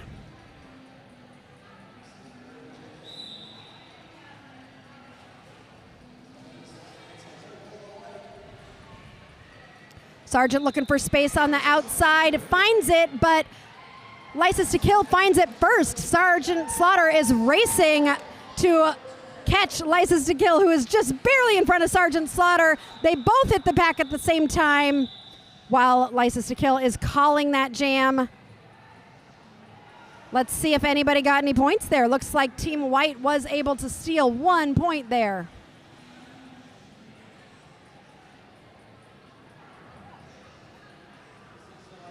All right, Baddison lining up for Team White, and Beauty the Beastly for Team Black.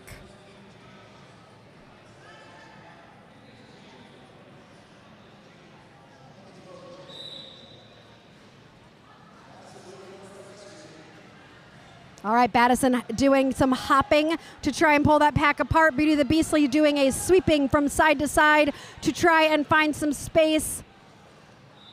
And Beauty the Beastly is able to use that tactic to get lead jammer for Team Black.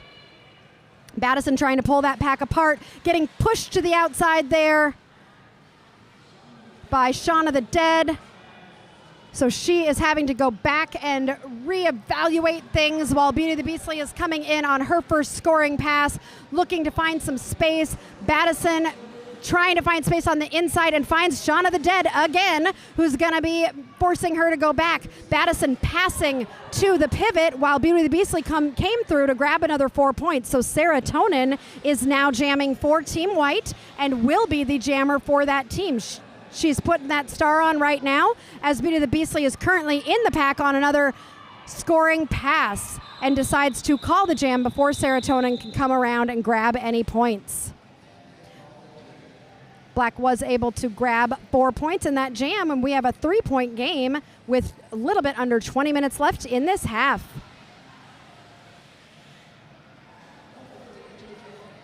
On the line for White with a shoulder wiggle there is Marie Fury, and for Team Black, 5-2-2, that is Lego blocks.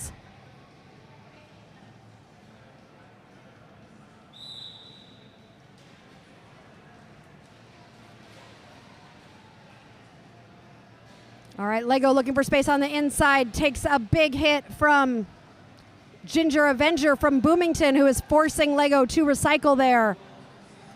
Marie Fury taking a hit from Bona Contention and having to recycle. Lego blocks is out, and you will be your lead jammer for Team Black. This is a great opportunity for Team Black as they are currently down. Malls Dolls has taken a star pass and will be jamming for Team White as Lego blocks has engaged the pack. Malls Dolls also ran into the pack, hoping she was able to steal some points there, and looks like she was. Each jammer scored 2 points there. So that is a even jam. Ultraviolet lining up for Team Black, and Bibbidi Bobbidi Boom will be jamming for Team White.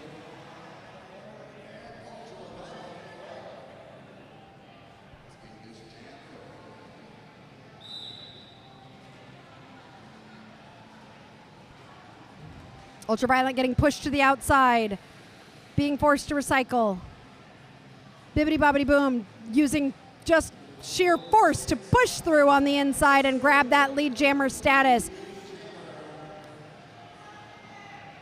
Ultraviolet looking for some help from her blockers as Boom comes through on her first scoring pass. Ultraviolet finds that space and is now out, but Boom has come through to score those 4 points, deciding to call the jam before Violent can come around and score any points of her own. License to Kill and Sergeant Slaughter lining up on the line again, both from Naptown. I would not be surprised if this becomes familiar tonight.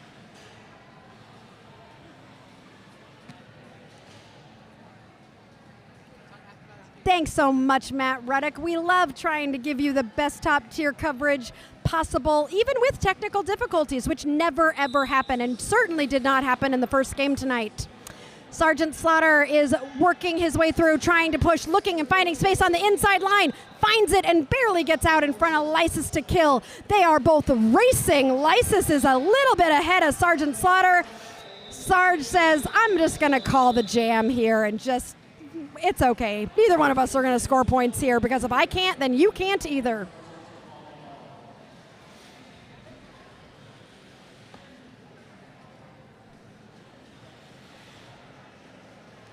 Lining up for Team Black is Beauty the Beastly, and Team White, we've got Marie Fury.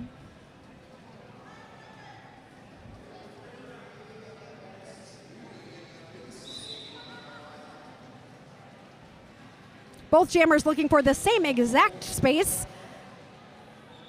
And Beauty the Beastly was victorious in finding that space and getting out as lead jammer, but Marie Fury is not far behind. Oh, looks like Marie Fury is going to the penalty box. So they will be sitting for 30 seconds, which gives Beauty the Beastly an opportunity here to score some points for Team Black. They are currently down by 6, so Beauty the Beastly is going to be trying to get around as fast as she can to take advantage of this power jam. As she is going around, the packs are resetting, trying to figure out their best strategy as Beauty approaches the pack. Marie Fury still sitting in the penalty box, so Beauty has a little bit of time, and she is through for 4 points. Marie Fury now standing in the penalty box, so will be out in less than 10 seconds as Beauty the Beastly comes around on her third scoring pass. Marie Fury has been released from the box, and they are putting the star on, but that jam is called before Marie Fury is able to score any points. Black has now taken the lead, and the score is 19-17. Battison lining up for Team White and Lego blocks for Team Black.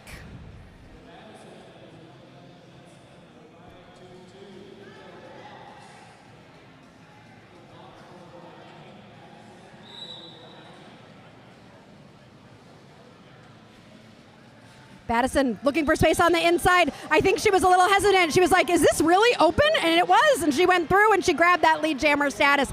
Lego Blocks smiling is absolutely chasing Battison down. She's only about a quarter track behind her. Battison is in the pack and calls the jam.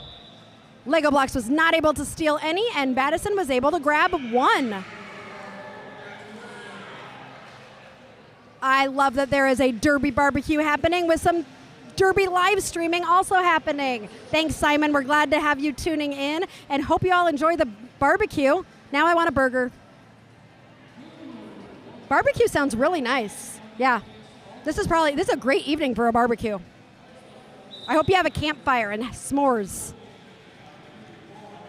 Okay, Ultraviolent jamming for Black. Bibbidi Bobbidi Boom is jamming for White, taking a hit to the inside. Quickly getting up and recovering. Ultraviolent trying to use that tripod is not moving. Ultraviolent is trying so hard to find any space in an unmoving tripod. In the meanwhile, Bibbidi Bobbidi Boom gets out. The white team is coming back to try and help Ultraviolent, or the black team. Ultraviolent trying to find that space as Bibbidi Bobbidi Boom has entered the pack on her first scoring pass, stepping around, has to get past one more blocker. Looks like Pure Poly had to let her go as that pack had stretched out so much. And we now have a lead change, and Bibbidi Bobbidi Boom has brought White to 22 points. Ultraviolent, having worked so incredibly hard to get out of that pack, is now out. Well-earned victory there to get out of that pack.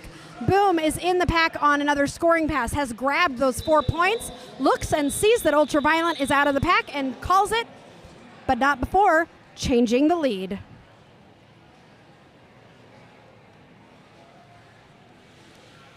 We have 12 minutes left in this game, so we're about halfway through because we are doing 25-minute halves right now.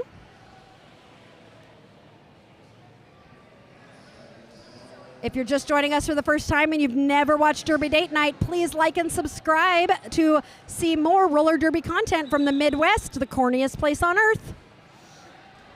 Sergeant Slaughter lining up against, why am I even looking? I'm betting that's License to Kill. Yep, License to Kill, who just grabbed that lead jammer status. Sergeant Slaughter taking a big hit to the outside there, being forced to recycle. That might have been Maul's Dolls. Lysis getting through on 4-point scoring pass there and coming around on a second scoring pass. Sergeant Slaughter being forced to recycle again. Lysis coming through, grabbing 4 more points for a total of 8. Sarge is now out and chasing Lysis down. The pack is starting to move a little faster here. Everybody trying to figure out their strategy. Pele's melee pushing Lysis to the inside. Lysis decides to call the jam before Sergeant Slaughter can come in and score any points.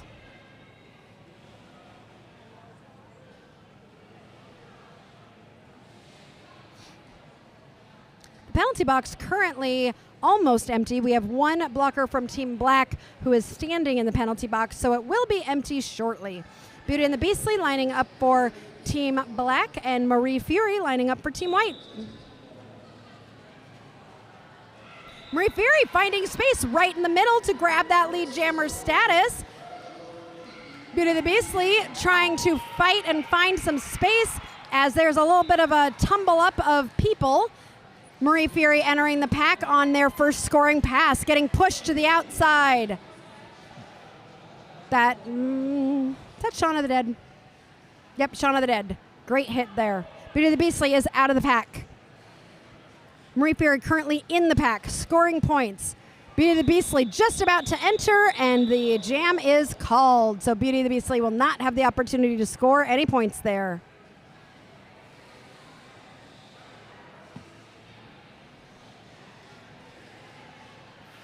Battison lining up for Team White, and Lego Blocks lining up for Team Black.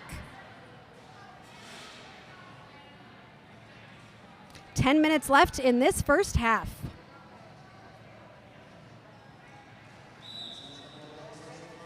Battison with her traditional shoulder shake to try and shake people up as she is finding some space. Lego Blocks pulling the pack to the front.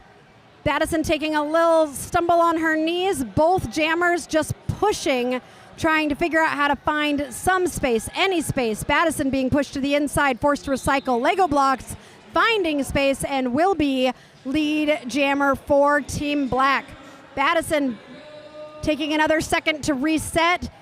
Jukes the blocker from Team Black to get out and will be coming behind Lego Blocks, who was just forced to recycle there by Ginger Avenger. But Ginger Avenger will be headed to the penalty box as Lego is in the pack and scoring. Battison is also in the pack and scoring. Lego Blocks, quick jump out of the pack there, but Battison is right behind Lego Blocks. So the question here is, are both of these jammers going to approach the pack together? Battison decides to try and hit Lego Blocks out of the track, and Lego says, "I'm just going to call it. We're just going to call it here."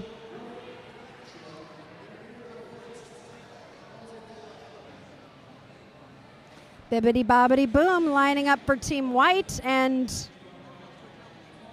where's the Team Black jammer? In the box? Where? Oh, nope, she's right there. Hiding. That's Ultraviolet, who was camouflaging herself as a blocker for a second. A little bit of a mashup there. Ultraviolet being forced to recycle. Bibbidi Bobbidi trying to tear that pack apart, is definitely pulled everybody out and does a little giggle as she establishes herself as lead jammer. Ultraviolet has that star off, has handed it to Pure Polly, who takes that pass and will be out of the pack and coming around to try and either score some points or make Bibbidi call it, which she does, but not before scoring 4 points for Team White. Team White is at 47, and those who know Derby Date Night know that we get jokes when we hit 50 for either team. So tonight's back to school edition on our last weekend before our kids go back to school. How in the world is it fall already? Didn't summer just start? But we have back to school jokes for you. So once Team White gets 3 more points, it's time for some bad jokes along with this good roller derby. Sergeant Slaughter and License to Kill both on the line again for their respective teams. License to Kill getting pushed to the inside. Sergeant Slaughter finding space on the outside will be lead jammer for Team Black. License with a little hop trying to do an apex jump is going to have to recycle. Pele forcing License back as Sergeant Slaughter comes through, scoring points. Has scored 4 points. License is now out of the pack and chasing Sergeant Slaughter down. Sergeant speeding up, hoping to grab some points, calling the jam, and looking like he was able to get 8 points there and keep White scoreless. So the score is now 31-47. Beauty and the Beastly lining up for Team Black, and Marie Fury is lining up for Team White.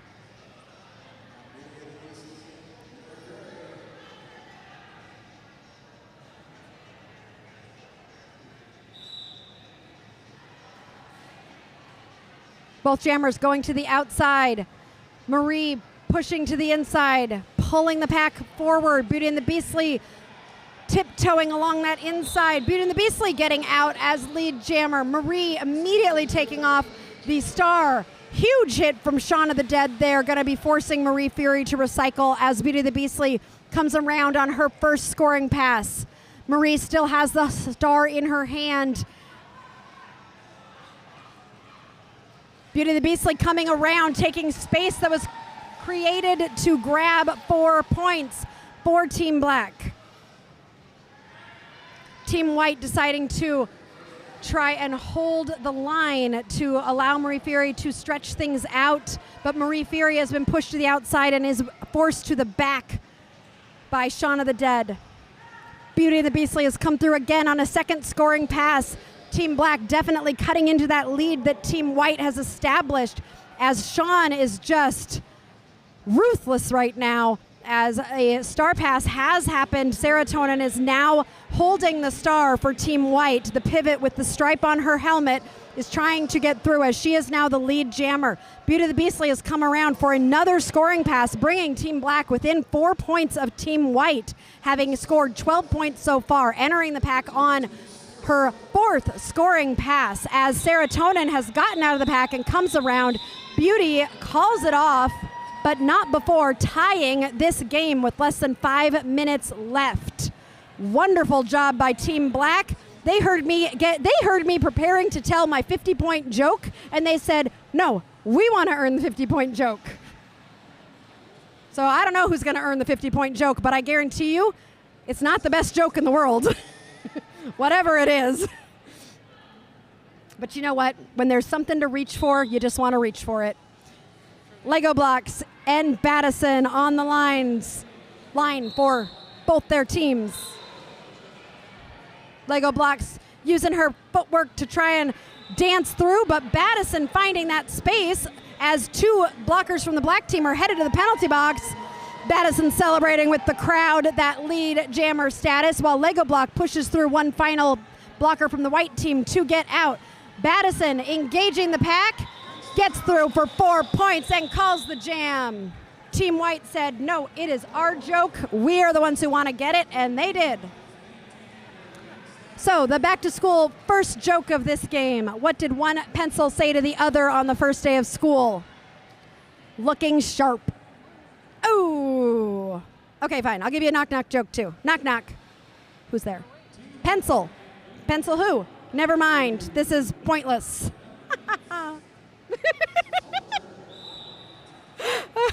Ultraviolent jamming for Black, and Bibbidi Bobbidi Boom jamming for Team White. No pack is called, which means somebody's gotta get back there. Boom, grabbing that lead jammer status, smiling to the crowd as she's coming around on her first scoring pass. Violent is pushed to the outside and will be forced to recycle. Boom is out and through, and I think just did a fish face to the crowd who is cheering her on. So definitely having fun with this as she's entering the pack again on another scoring pass. Ultraviolent is out and will be coming around. Boom, smiling at Pure Polly as she says, I'm just going to get past you here, calling the jam before Ultraviolent can come around and score any points. With 2 minutes left in this first half, we had a tie game 2 jams ago, and White has now pulled ahead again. They're saying, we're going to pull ahead, but Team Black is definitely going to be trying to respond to get this game a little bit closer as they go into the half. Penalty box is not full, but there is 1 blocker from Team Black in the box right now. Sergeant Slaughter and License to Kill lining up for their teams. Lysis seeing a wide open space on the outside, takes it. Sarge also sees the space, and that door is closed. So Sarge still trying to get through the pack as License to Kill comes around on her first scoring pass. Sarge taking that star off as Lysis comes through to grab 4 points for Team White. Sarge has passed the star to Row M Over, who will be jamming for the black team now. Lysis I don't know where Lysis is. In the pack, trying to score. Lysis is through the pack and calls the jam. I lost her for a second. 67-47 with 51 seconds left in this half. We will come back after a short halftime for the end of this game. This has been really fun watching the Battle of the Bees. I can see by the way these teams are interacting with each other. You can tell a lot of these skaters, they know each other. They know exactly what the opponent likes to do. They know their best moves, and I always enjoy watching games like this where people know what you're going to do. It's hard to do your traditional moves, and you might have to try something different. Beauty the Beastly jamming for Team Black. Marie Fury jamming for Team White. Beauty the Beastly being forced to recycle to the outside. Marie Fury is lead jammer. Beauty the Beastly is out about half a track behind Marie. Marie waving to the adoring, cheering crowd as Beauty the Beastly is chasing Marie down. Marie entering the pack, needs to get past two Circle City blockers to grab 4 points and calls the jam before Beastly can score any points. Finishing the first half, Team Black 47, Team White 71. We are gonna go to a short 15-minute intermission, and we will be back shortly with the second half of this game.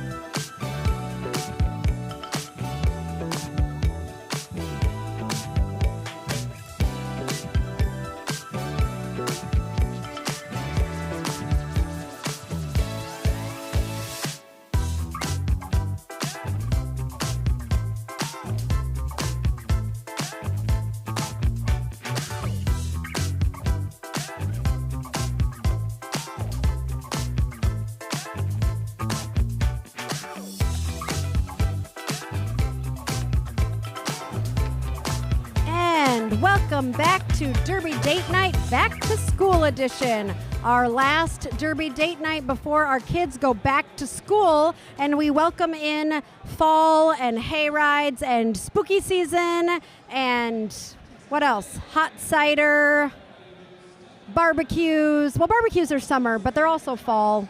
What? Pumpkin spice. Ooh, pumpkin spice lattes. I wonder when those start. They start earlier and earlier every year. But anyway, we're not in fall yet because it's still summer and it's still time for the Battle of the Bees here at Circle City. And we have a lead jammer going to Team White and Battison. Lego blocks jamming for Team Black, doing a spinning move to get to the inside and get out as Battison comes in and slides right through that inside line to grab 4 points. Battison now chasing down Lego blocks. Will have to decide whether or not to keep going. And she is gonna let this jam go as Battison is getting held up. Or Lego blocks is getting held up. Battison comes in, grabs a couple points there and calls the jam. Which Black was able to grab 1 point there, bringing them to 48, one step closer to their first back-to-school joke of the evening.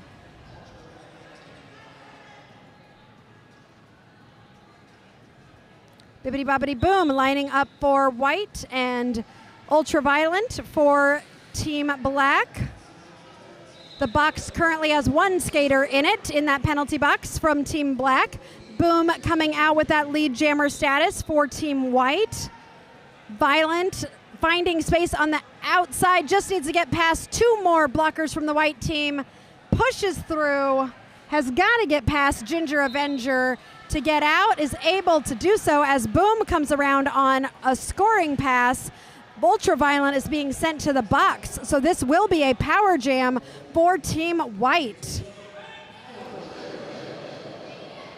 Boom, trying to find space, has gotten past Pure Polly, has gotten past, who is that? Garbage Witch, and was able to get past Shaun of the Dead and row M over to score 4 more points and call the jam, freezing Ultraviolent in the penalty box. So this next jam will be a power jam for Team White. License to Kill lining up for Team White, trying to take advantage of this power jam. A little confusion at the line of how many blockers are we allowed to have out there. They tried to call one blocker off, and then they said no from the Black team. While the White team is holding the line, Lysis is able to stretch that pack out to grab that lead jammer status. Ultraviolent has exited the penalty box and will be jamming for Team Black, getting stuck at a tripod, while License to Kill has engaged the pack and is able to grab those 4 points and continue to keep going while Ultraviolent is in that pack. It's all mushed up. Ultraviolent trying to find space, taking a little bit of a tumble. I'm hearing a penalty being called on somebody there from Team White, headed to the box. License to Kill has engaged the pack, has swept through for another 4 points there. Ultraviolent is continuing to try and sweep that pack from side to side. I'm hearing another whistle, and now a player from Team Black is headed to the penalty box as License to Kill comes through for another 4 points. That star was passed, I think. No, Ultraviolent was able to get out and whiz on a scoring pass now, so let's see if Lysis is going to let this jam go and let Ultraviolent try and score some points here. Looks like she is. Lysis and Ultraviolent both in the pack, both trying to find space. Lysis gets out after another 4 points, bringing White's total to 101. Ultraviolent is trying to push through, weaving over to the outside. We've got less than 30 seconds left in this jam. Ultraviolent takes a little booty push to the outside from Moem down and is forced to recycle by Jaja Stabor. Lysis coming through again on another scoring pass. This is now a 20-point jam at this point.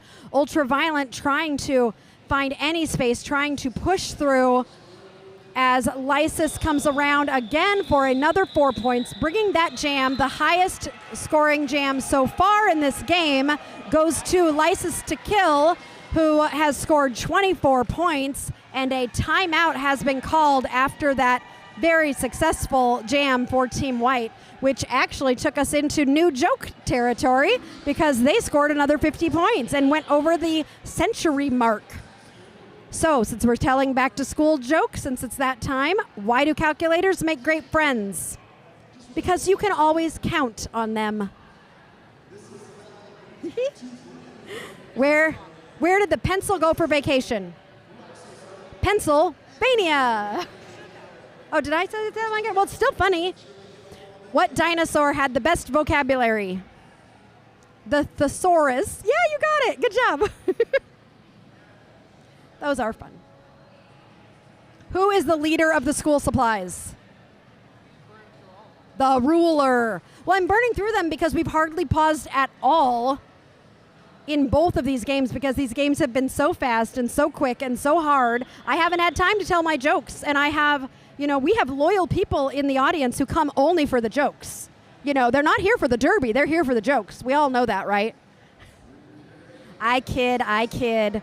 Sergeant Slaughter lining up for Team Black, and Marie Fury will be on the line for Team White.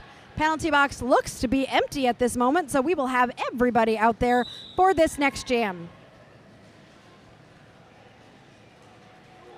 Oh, a big tumble up. So that is a banana jam, which copyright Circle City. I think that's what they call it.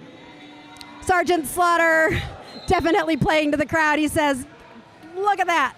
And is coming around on a scoring pass here. That pack has spread out, and Sarge is able to slide through. Malls Dolls took that star pass there and was out and coming around, but Sergeant Slaughter was able to call that jam off before any points could be scored. So Team Black starting to chip into that lead. They also have now gone over that 50 mark. But I told so many jokes last time, but they still earned one. Dance party? Oh, we'll do the joke later. Right now, we can just focus on the lovely dance party between Beauty and the Beastly and Battison, who danced together, and now they are going to jam against each other. Battison trying to go to the inside, to the outside, and now is just trying to push through. Beauty the Beastly was just pushing and saw a space on the inside and took it to grab that lead jammer status. Battison is headed to the penalty box. So this will be a power jam for Team Black. Beauty the Beastly just needs to get past and is able to do so. Battison sitting in the penalty box with the star in her hand as Beauty the Beastly comes in on another scoring pass, takes a huge hit from Sky Voltage, and Beauty calls the jam, and as they're coming back, giving each other a hug, Sky Voltage celebrating with the crowd that, yeah, I did that. That was a great hit, and it really was. Battison still sitting in the penalty box, has that star back on, so we will be starting this next jam with a power jam for Team Black and Lego Blocks. Circle City, Team White also, I keep calling it, no, it's not Circle City, it's Battle of the Bees, Team Black, Team White. Team White is one down, so Lego Blocks has to get past 3 blockers and is able to do so, grabs that lead jammer status. Battison is standing, has the star off since lead jammer has been established. So Battison's going to come in. Pure Polly, seeing Battison, tries to run her back before she even enters, but Battison knows Pure Polly's moves and was ready for it. Battison in that pack finds that space on the inside line to get through. Will be coming around to try and score points if Lego Blocks doesn't call the jam. Lego Blocks being recycled by Ginger Avenger from Boomington Blockheads decides, I am just going to call it. You're right. But Black was able to score some points there, bringing them to 65. And we have less than 20 minutes left in this game.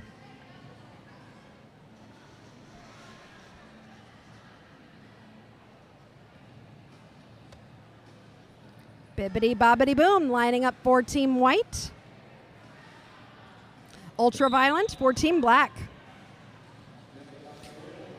Both jammers trying to find that space on the inside. Boom, finds it, and is your lead jammer for Team White. And does a pirouette or some sort of a ballet move on one foot as she passes turn 3. I don't think we caught that one on camera, but that was delightful. And scoring 4 points, coming through. Ultraviolet getting recycled at this moment. And taking that star off, might be looking for a pivot. Boom is on a second scoring pass here. Has 2 blockers to get past, is able to do so to grab those 8 points total.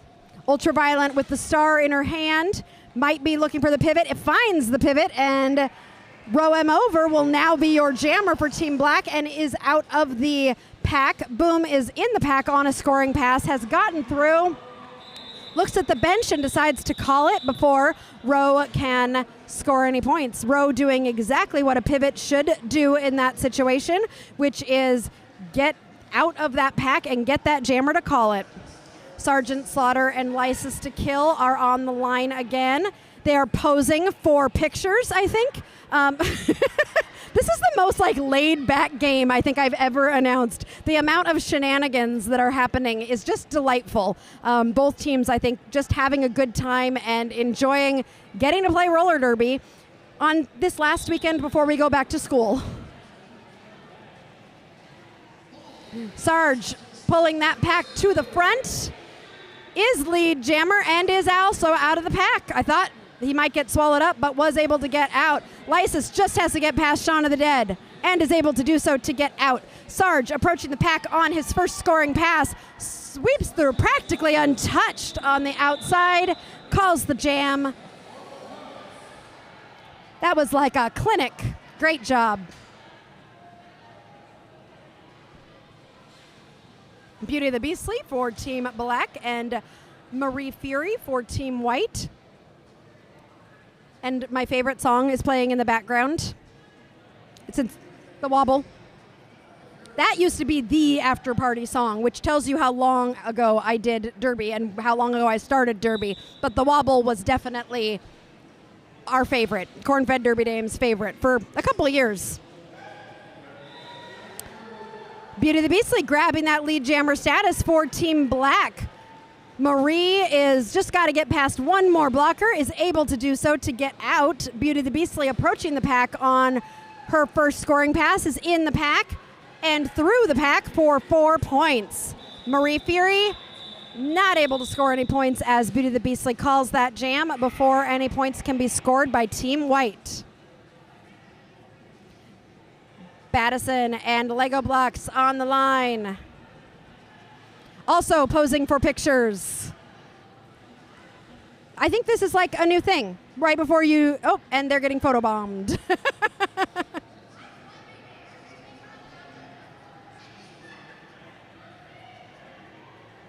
I love it. All right, Lego Blocks looking for space on the inside. Battison just trying to push through as hard as she can. Lego finding that space on the inside is your lead jammer for Team Black. I think this is the third jam in a row that Team Black has gotten lead jammer status. Battison is also out, though, and about half a track behind Lego. Lego taking a hit to the outside from Malls Dolls will call the jam. Malls giving Lego a high five on that one. Black team was able to score 4 points there. I'm realizing why everyone is playing to the crowd in the third corner. It's because that is some of the Circle City Socialites who were playing in the first game who are supporting the skaters now in the second game and asking them to pose for photos and just general shenanigans happening here at turn 3. Bibbidi Bobbidi Boom for Team White and Ultraviolet for Team Black. Bibbidi Bobbidi Boom pulling that pack out to the front will be lead jammer. Ultraviolet trying to push on the inside, now trying to get through in the middle. That is where she found that space to get through, as Bibbidi Bobbidi is in the pack on her first scoring pass. Ultraviolet did get through, but then got swallowed up by that pack that caught up to her and is back in the pack again. Boom, calling the jam there after scoring 4 points.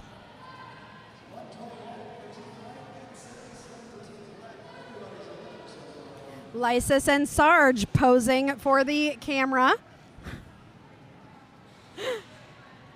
I love this. It's just great. This is like, oh, because it's back to school, they're getting their back to school pictures taken. That's what you got to do when it's time to go back to school. Get your picture taken. Lysis finding space is your lead jammer for Team White. Sarge hopping through the middle is out as Lysis is approaching that pack, which is trying to speed up. Lysis trying to score some points as Sarge is racing to the pack, hoping to steal some points. Lysis looking back, calls that jam, but not before scoring 3 points for Team White. We have about 10 minutes left in this game.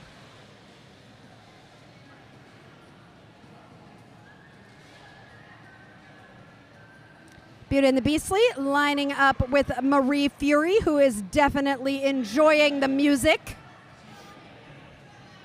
And as that whistle is about to blow, both jammers focused and ready. Beauty and the Beastly push to the outside, sweeping to the inside. Marie Fury sweeping kind of similar outside, inside. Both jammers trying to find space. Marie is your lead jammer for Team White, but Beauty the Beastly is not too far behind and will be chasing Marie down. Marie calls the jam as Beauty the Beastly was catching up, and no points will be scored from either team in that jam. Battison coming to jam in the next jam, but is shouting everyone's names and making sure that they are recognized as they exit the track. I love how supportive everyone is right now of just everyone. It's like everybody's just having fun and supporting good roller derby. Lego Blocks is jamming for Team Black, Battison for Team White. Battison just trying to stay in the inside, and is out as lead jammer, taking advantage of a penalty called on a blocker from Team Black, but Lego Blocks is out about half a track behind. Battison was busy posing, but now is entering the pack on her first scoring pass. Lego Blocks is not able to score any points because Battison calls the jam after scoring 4 points for Team White.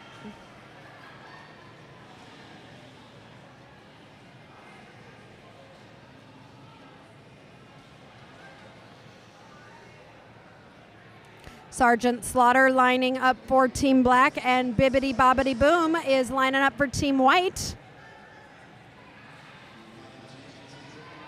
Tonight is Circle City's home closer, so this is their last game of the season until they take a little break while they reset and get ready for a whole nother season next year. Bibbidi Bobbidi Boom is out as your lead jammer. The pose this time was arms crossed, but then quickly shakes out of it because Sergeant Slaughter is chasing her down. And she was like, oh, I guess I can't pose for too long because I've got some roller derby to play.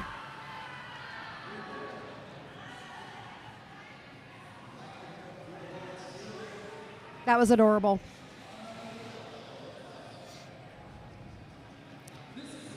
Lysis to Kill and Beauty the Beastly are both lining up.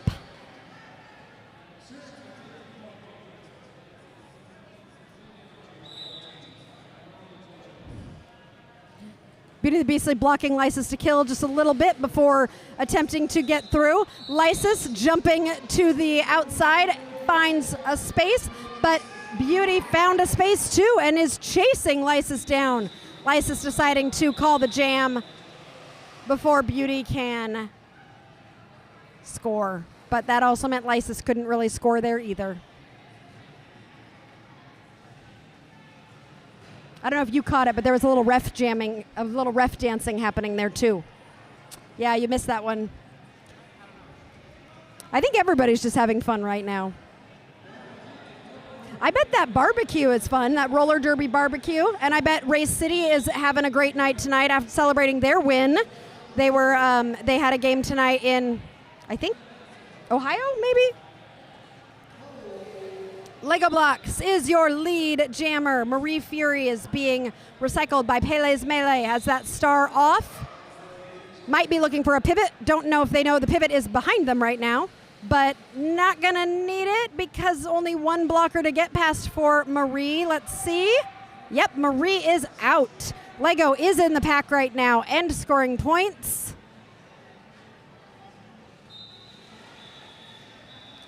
The jam is called before Marie can score any. Lego was able to grab 3 in that jam. Cleveland. I knew it was Ohio somewhere. Thanks, Tiny.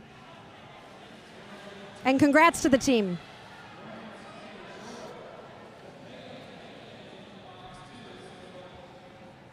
That's a long drive. Cleveland is like 4 or 5 hours away, so hope I'm entertaining enough to entertain you most of the way home. Although I've only got a little bit more than 5 minutes left in this game. Battison jamming for Team White. Ultraviolent for Team Black. Ultraviolent has the star off and is out and will not be lead jammer because the star was taken off. So not eligible to be lead jammer. Battison getting pushed to the outside is being forced to recycle by Shauna the Dead. Ultraviolent coming around on her first scoring pass is through for 4 points. Battison is out, and she had taken the star off, so she is also not lead jammer, which means this jam is going to go for the full 2 minutes. Battison entering the pack on her first scoring pass is being pushed to the outside and re-entering the pack from the back. Ultraviolent is currently in the pack. Everybody is in the same space pretty much. And Pure Polly has taken a pass for Team Black and will be the jammer for Team Black for the next 47 seconds. Battison trying to find space, avoiding a hit from Pele's Melee, trying to avoid a hit from Shauna the Dead, but was unable to avoid that one and is being pushed to the back as Pure Polly's coming around on a scoring pass here to try and score more points for Team Black.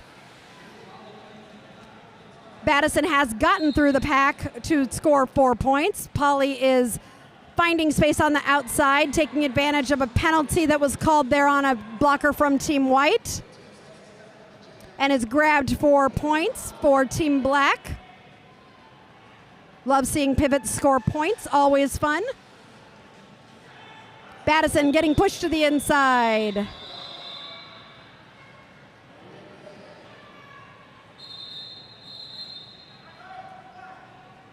Team Black has called a timeout.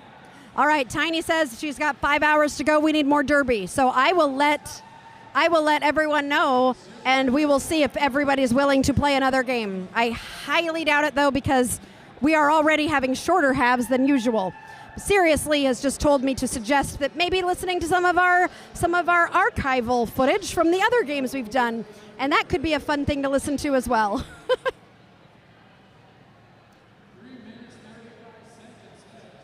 All right, we've only got 3.5 minutes left in this game.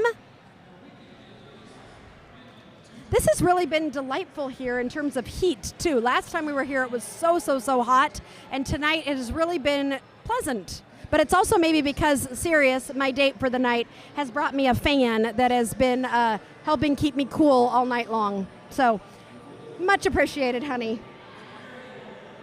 Oh, he just said he's my #1 fan.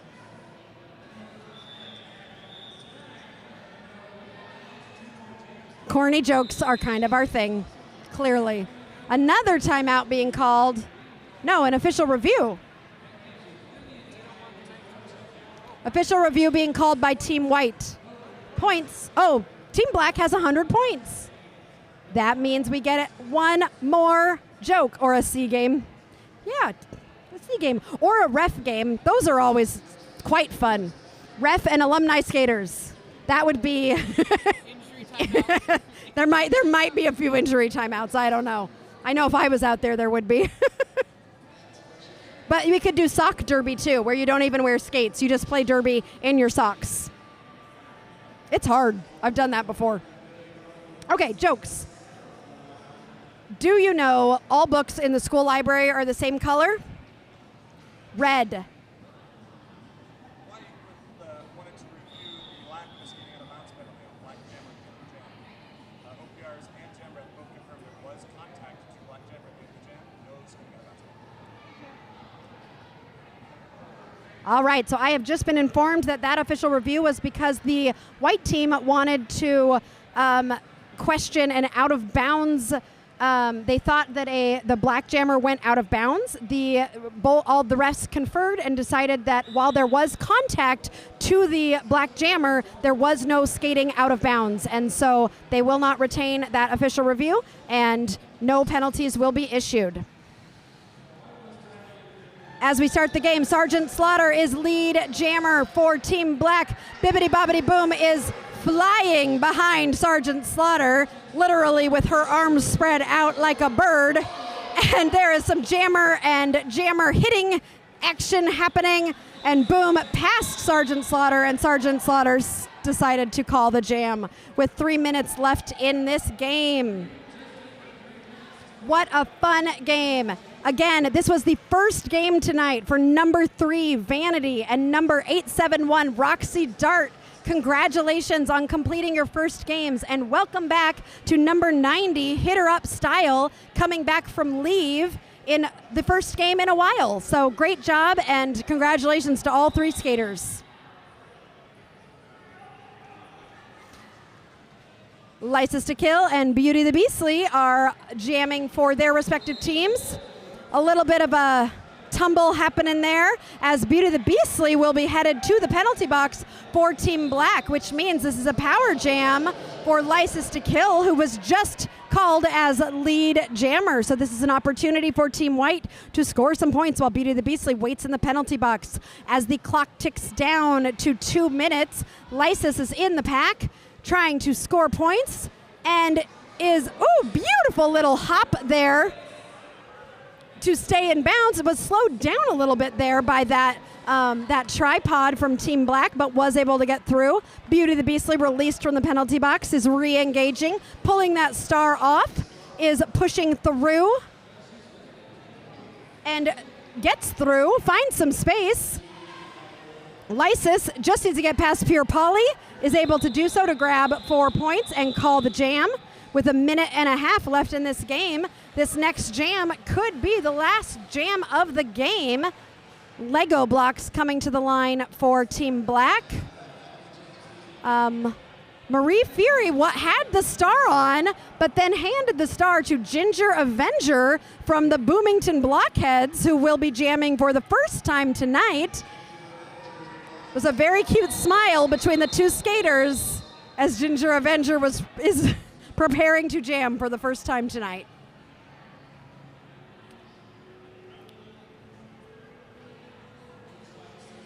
The official timeout has been called. Ogre is pointing at the ground. Everyone is looking at a spot on the ground. That is all I know. You know, I know they're probably looking to see if something is wet or something like that, but I would like to make up some sort of a story. A bug? Oh yes, they're trying to make sure that it doesn't get hurt. That's the story we'll go with here. Truth be told, it might have been a, what's it called? Biohazard. So we're going to pause real quick for biohazard cleanup while, what is going on? Oh my gosh, everybody is looking for something? I hope it's not a part of a person. I hope it's a contact. Or a mouth guard. Or, okay, let's make up things. What else could we be looking for? My soul. I don't know. You know, I have lost my soul on the track before. So maybe, and actually on this track. So maybe my soul that I lost a few years ago is still out there somewhere. Oh, wow. It's probably good we're not having a third game because I am just getting a little loopy here. There's only 1 minute left in this game.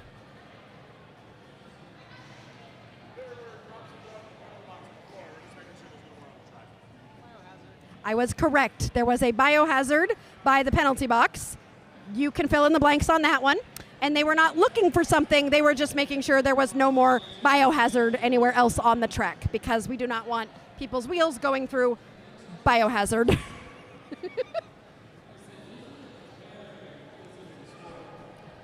As I hear the other announcer saying, this is a very physical sport. That is very, very true. It is a physical sport, and sometimes things like that happen. 1 minute left in this game. Lego blocks is lead jammer, but Ginger Avenger is out. Oh, wait. Lego blocks thought she might have been called on a penalty, but no. Still in there, and Ginger Avenger right behind Lego blocks with 43 seconds in this game. Lego calls the jam. Great job by Ginger Avenger, forcing Lego to call that jam and giving us the opportunity to have one more jam in this game. As the clock is running down to 25 seconds, I think this will be the last jam of the game. Sergeant Slaughter lining up, and Lego blocks also lining up. Penalty box has one blocker from Team Black and one blocker from Team White. Quick, oh, Sergeant Slaughter getting called on a penalty there and will be reporting to the box. So Team White will have the opportunity here for a power jam. Marie Fury taking a big hit from Shaun of the Dead, who I think might be reported to the penalty box after that one. Marie just needed to push past Pure Polly to grab lead jammer status. Does so with a smile at the penalty box. As they come around on a scoring pass here, Marie is able to get through to grab 4 points for Team White.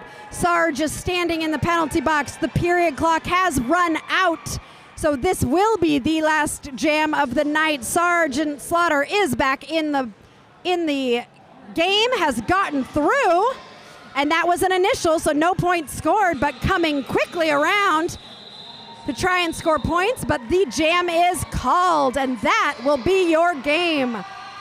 Team White scoring 149, Team Black scoring 100.